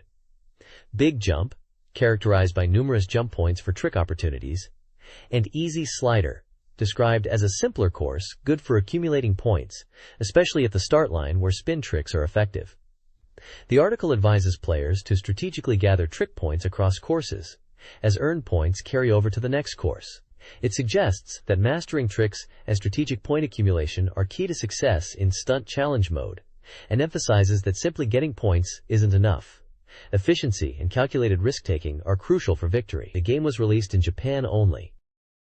The Monster Fishing 64 Grand Prize Contest, a fan art competition for the N64 game Legend of the River King 2, announced its winners. 3 t-shirt designs won the grand prize: a Kyoto entry featuring an orca-like monster, a Chiba Prefecture design showcasing an N64 console monster, and an Osaka entry depicting a catfish monster. The judges praised the creativity and individuality of the designs. 2 runner-up fish illustrations, one from Kanagawa and one from Tokyo, were also recognized. The contest received nearly 300 submissions over 6 months. Grand prize winners received t-shirts featuring their artwork, while runners-up received 64Dream special goods. The game, Nushitsuri 64, Legend of the River King 2, is a fishing RPG for 1 player, published by Packinsoft, and supports vibration controllers and the GB pack. This page is all about the Game Boy Color game, Pokemon Card GB. It highlights the appeal of experiencing the Pokemon trading card game on Game Boy, emphasizing its accessibility for newcomers. The page explains the 7 different Pokemon card types: Grass, Fire, Water, Lightning, Psychic, Fighting, and Colorless, detailing their strengths and weaknesses against each other. It also describes the core card battle mechanics, mentioning 60 card decks and side cards. Winning a battle means taking all side cards. A cool feature mentioned is pocket printer support, allowing players to print out card lists and deck recipes. The page also shows a world map with locations called Pokemon Dome and various clubs like Fire Club and Water Club, suggesting different areas to explore within the game. This page showcases previews for 4 games across Super Famicom and Game Boy Color platforms. On the Super Famicom side, we see Power Sokoban, described as a puzzle game with action elements added to the classic formula, where players move blocks and avoid enemies, emphasizing strategic thinking with limited time. Next to it is Power Load Runner, a revival of the action game where players collect treasures and stages by digging holes and avoiding enemies, focusing on strategic digging and timing. Moving to the Game Boy Color section, King Thief Jing, Devil version, is an RPG based on the popular manga and anime King of Bandit Jing. This version is described as a monster-raising RPG, with 2 versions offering different monsters, abilities, and encounter rates. Players can train monsters obtained through events and battles. Finally, Ganbare Goemon, Tengu Party's Counterattack, is a Goemon RPG, part of the popular Goemon series, where players explore a world based on traditional Japanese settings. The game features Goemon and his party venturing into a large tree in Edo, emphasizing a story-driven adventure, with scenarios and command-based battles featuring Goemon and his companions, like Ebisumaru and Yai. This page features a spotlight on several N64 role-playing and action games, starting with B-Daman Bakugaiden, Victory E no Michi, an RPG. It details how to evolve and combine B-Daman warriors to power them up, showing examples like Shirobon evolving into Hurricane Male. It also mentions that enemy characters like Jark Machine and Griffin can also evolve. Next is Bomberman Quest, an action game where the focus is on capturing runaway monsters. The screenshots show gameplay involving mazes, puzzle elements, and catching monsters with light shots. The objective seems to be to collect these escaped monsters. Monster Stadium 2, another RPG, emphasizes its completely new monster designs. It boasts a total of 200 monsters, a combination of 92 new monsters added to the 108 from the previous game, with images showcasing the game's town and character designs. Finally, Sanrio TimeNet, an RPG already on sale, introduces over 220 characters and has past arc and future arc versions. The game involves collecting fragments of time from broken time pillars. It also highlights the ability to exchange monsters using a communication cable. This page showcases 5 upcoming Game Boy Color games. First up is Hamster Paradise, a simulation game where you raise cute hamsters, feeding them and playing with them until they grow up and can be paired to have baby hamsters. Next is Mahjong Quest, a table game where you train a disciple to become a Mahjong master by defeating CPU opponents and learning their special techniques in modes like normal mode and free fight. Shadowgate Return is a command-based adventure game, a sequel to the Famicom title Shadowgate, set in a castle. Pocket Color Block is an action block-breaking game where you use a racket to clear dragon-themed blocks, filling a gauge and using special abilities like fire to destroy blocks. Lastly, Pro Mahjong Pole GB2 is another Mahjong game with a variety of modes including free fight, championship match, title match, Mahjong quiz, communication battle, and even a data room in VS Play mode. This page showcases a Zelda Legend Special Hall of Fame section. It features fan art submissions of Zelda characters, specifically Link and Zelda, in various styles. The top text talks about it being almost Christmas and then New Year, mentioning party games being fun. It mentions that there were fewer submissions for the theme corner than usual, but a lot of Zelda-related submissions, hence this special feature. Each artwork is accompanied by a short comment and the artist's name and location. The artworks depict various scenes and interpretations of Link and Zelda, including a Christmas-themed Zelda, Link in different poses and settings, and even a Stalfos. The comments under the images are from the artists themselves and relate to their inspiration or drawing process. There's no specific Zelda game mentioned by name, but it's clearly themed around the Zelda universe in general. The next page showcases fan art submitted by readers in different categories. One section titled Illustration Palace features various drawings, including one referencing Ogre Battle 3, another with a Christmas theme mentioning Mother and Snowman Town, and another seemingly inspired by Getter Love. The 98-year summary section highlights fan art from 1998, featuring a drawing with Pikachu, Link, and other characters, referencing Shigeru Miyamoto and the magazine 64Dream itself, indicating a focus on N64-related content and the magazine's year. Illustration Fan Letter displays fan letters and drawings, with some potentially Pokemon-related art. The Illustrations Under 10 Years Old section specifically features artwork from younger children, predominantly Pokemon-themed. The section, Go For It! Mario Guard features fan art of girls dressed as Zelda characters, mentioning Zelda and Link costume changes, clearly referencing the N64 Zelda games. Finally, 98. The main character is you section shows a large group of characters, including Mario, Link, Pikachu, and others, discussing character popularity in 1998, highlighting popular N64-era characters. This page is showcasing fan-submitted illustrations of video game characters. Many of the drawings are based on Nintendo 64 titles or characters popular around that time. Some of the games and characters depicted include The Legend of Zelda. A drawing titled The Legend of Zelda is featured. Pokemon. There are multiple Pokemon illustrations, including Pikachu, Mew, and possibly others. Team Rocket characters Jesse and James also make an appearance. Mario. Mario characters such as Mario himself and what appears to be Princess Peach are present. Kirby. Kirby is featured in a Christmas-themed illustration page. Banjo-Kazooie. A drawing mentions Banjo and Banjo-Yoo-Hoo, referring to the game Banjo-Kazooie. Bomberman.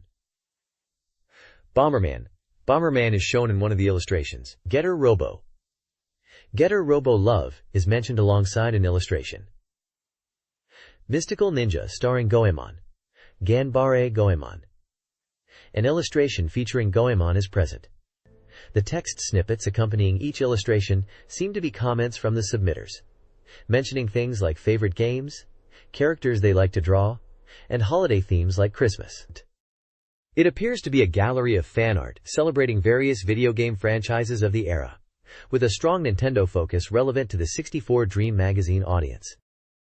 This page features reader submissions of 4 panel comics. The first comic is from Yamaguchi Misato in Shiga Prefecture and features Pokemon, with a Nidoking as their favorite Pokemon. The next comic, by Hanazono Karen in Osaka Prefecture, is about Zelda Beginner's Point Lecture and depicts Link struggling with a torch in a cave, highlighting beginner mistakes in Zelda games. The third comic is from Risura Purin in Chiba Prefecture and is titled Ogre Battle Legend. It depicts characters discussing the game Ogre Battle, March of the Black Queen, mentioning how the character design is cool and how the protagonist looks good in dark colors. Finally, the last comic from Suzukita Takashi in Aomori Prefecture is about Kirby, showcasing Kirby in a comical situation. Below the comics are lists of names categorized by ranks, such as soldier rank, sergeant rank, etc., presumably listing contributors or ranked players. There is also an illustration contest advertised, seeking color illustrations, and 4 panel manga submissions.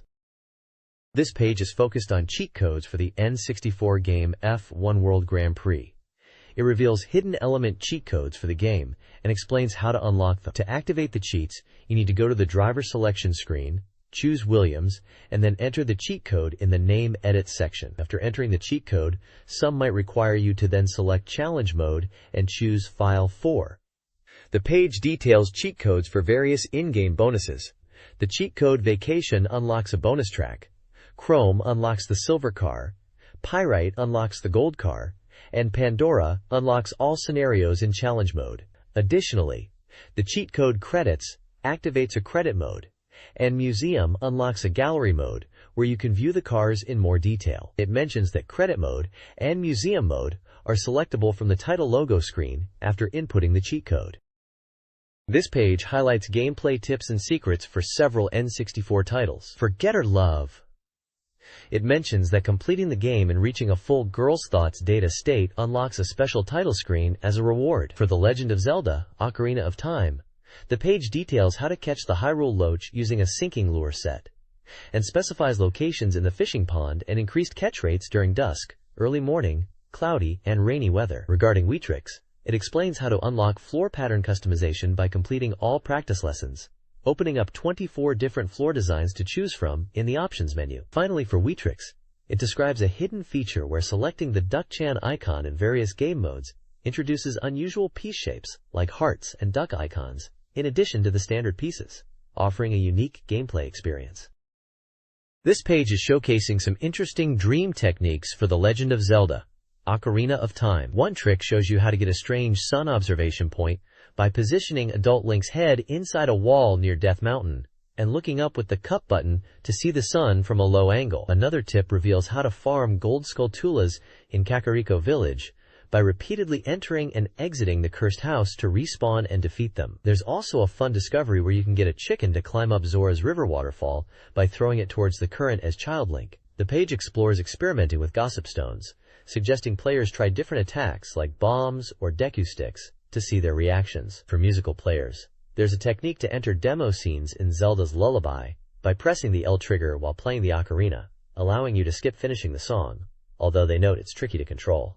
A slightly cheeky section mentions a skirt peeking technique for female characters, but it's described as forbidden and not very effective. Lastly, a technique for making water puddles sparkle violently, possibly in Super Mario 64 or a similar game, is highlighted, noting it's a pointless but strangely satisfying trick achievable by manipulating the C buttons and stick.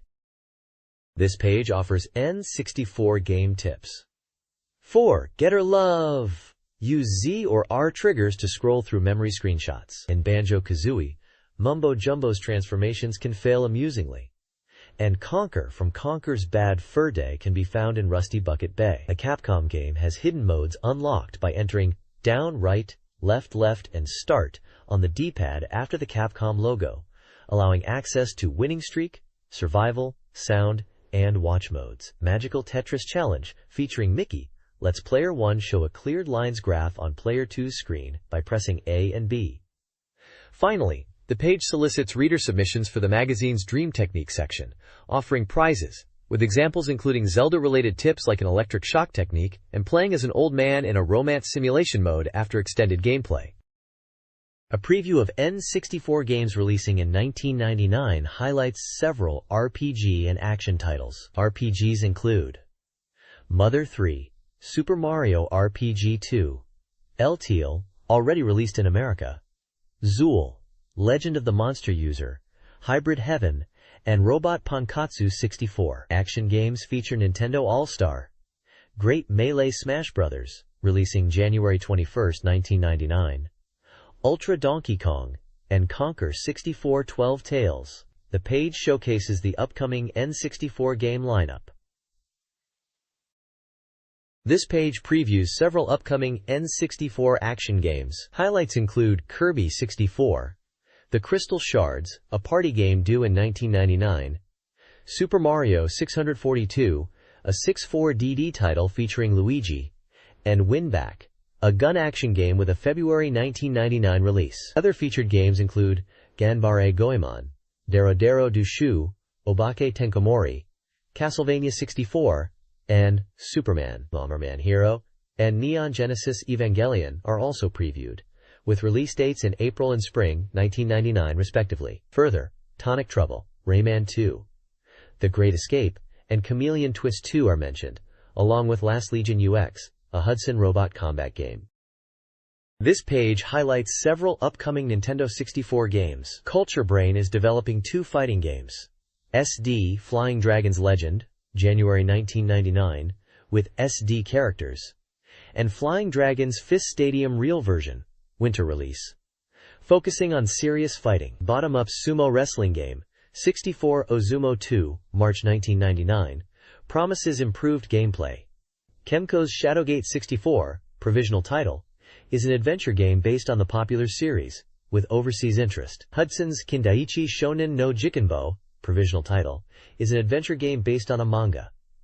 SimCity 64 from Nintendo allows for building customization. Cabbage, provisional title, features creature raising from HAL Laboratory. Silent Summer Stories, provisional title, is a mysterious simulation RPG from Konami, while Jikuji I Stable is a horse racing sim. Quest's Ogre Battle 3, Person of Lordly Caliber, a strategy RPG, has been delayed. Tommy's Super Dimension Fortress Macross, Another Dimension, provisional title, is a flight simulator. Finally, Hudson's 64 Wars, provisional title, will connect with the Game Boy Wars 2. This document previews several new N64 games. Highlights include PD Ultraman Battle Collection 64, a 3D fighting game featuring Ultraman characters, and Flight Simulator, Tentative, a combat jet simulator. Oh! Naughty Monster, a delayed release, and J-League Tactics Soccer, a soccer management simulation, are also mentioned. Harvest Moon 64, known as Bokuju Monogatari 2, and Angry Tamashi Taro Challenge Puzzle 64, offer unique gameplay experiences. Buck Bumble, a 3D shooting game starring a bee, and Turok 2, Seeds of Evil, an action shooter, are also featured. Super Snow Kids, possibly Snowboard Kids 2, and Super Space Knight Pro Baseball King 2 offer sports and racing fun. Finally, Ultra Baseball Jitsumebon 64 and Snowspeeder provide further sports and racing options with different gameplay styles. This article previews several upcoming and recently released N64 games. Released in December 1998 were King Hill 64 Extreme Snowboarding, Shin Nippon Pro Wrestling 2-Con Road 2, Mario Party, Bakushu Jinsei 64, and AI Shogi 3. Spring 1999 will see the release of GQ Powerful Pro Yaku 6 and Top Gear Overdrive. Mario Golf 64 is also slated for 1999, along with Golf, both from Nintendo. Extreme G2 is expected this winter. Games with undetermined release dates include NBA in the Zone 2 and Pro Shihan Mahjong Hei. The games span various genres, including snowboarding, baseball, golf, wrestling, party, shogi, racing, and board games. Upcoming N64 games include Rev Limit, Racing, Spring 1999, F1 World Grand Prix, licensed F1 December 1998, and Pachislot Simulators, Jissen Pachislo Hishuhao, and Parlor Pro 64, January 1999. Pokemon Snap, Photo Game, March 1999. And the Mario Artist Series, Picture Maker, Polygon Maker, Talent Maker, Sound Maker, are also highlighted. Pokemon Stadium 2 is in development, promising new features. Finally, 2 titles by Saru Brunei are introduced. Dubutsu Banchao, Animal Leader, a mysterious game, and Kyojin no Doshin, Doshin the Giant, a 3-part scatter game with 6 4DD ties. This page is a reader prize giveaway from 64Dream magazine. The top prize is a gold Nintendo 64 console, a limited edition version sold at Toys R Us. Other prizes include a movie poster for the 1999 Pokemon Summer movie, a Game Boy Color, and a signed copy of 64Dream magazine by Miyamoto himself.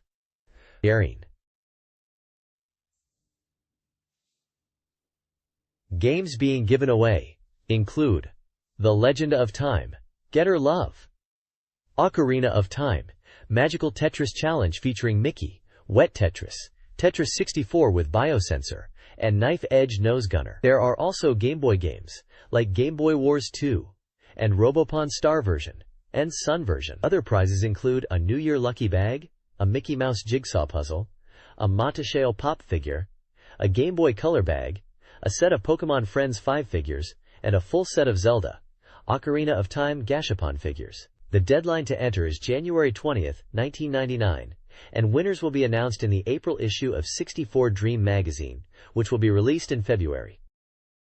This is a reader survey from a 1998 issue of 64Dream magazine. The survey seeks feedback on the current issue, including opinions on the cover and articles. Readers are asked to rate their favorite articles, which cover a range of N64 games such as Zelda, Power Pros 6, and Harvest Moon 64, along with reviews, previews, and manga. Another section gauges interest in upcoming N64 games, like Donkey Kong 64, Conker's Bad Fur Day, and Paper Mario. The page also features reader feedback on the use of kanji and furigana for readability, a reader's plaza with a visual of the magazine's layout, and a winner's announcement for a previous issue's prizes. This page is an index for a Nintendo 64 magazine, listing various games and their page numbers. It highlights upcoming features in the next issue, including specials on Drill Dozer's Legend 99 and The Legend of Zelda, Ocarina of Time. The index covers a wide range of games such as Castlevania 64, Winback, Weetrix, F1 World Grand Prix, Ogre Battle 64, Person of Lordly Caliber, Mystical Ninja starring Goemon 2, and Super Smash Bros. Many Japan-exclusive titles are also listed, including SD Hiryu no Ken Legend, One-Igai Monster, and Zool, Legend of the Magic Beast User. A small comic strip called N64 Dream Diary features Pikachu and Mario. The page also includes reader opinions in Game Dream Believer and editor's notes in Editor's Postscript. The magazine is priced at 490 yen and scheduled for release on January 21st. The next page is an advertisement for the game Chameleon Twist 2 on Nintendo 64, highlighting it as high-voltage screaming action. It promotes the game as the next big adventure for Chameleon Davy, featuring new vertical rotation attacks and the secret weapon Parasol with a transformation mode. Players can dress up and embark on an adventure. The advertisement also shows in-game screenshots and states a release date of December 25th with a price of 6,300 yen, excluding tax. This page is an advertisement for the Game Boy Color game Bugs Bunny Crazy Castle 3. It highlights the game's characters Bugs Bunny, Tweety Bird, Tasmanian Devil, and Daffy Duck. The advert promotes the game as a Hara Hara Doki Doki action game and announces its release date as January 29, 1999, with a price of 3,980 yen. It also mentions that the game cartridge is compatible with both Game Boy and Game Boy Color systems. There is also a small section advertising 64 Dream magazine and a strategy guide for a professional baseball game.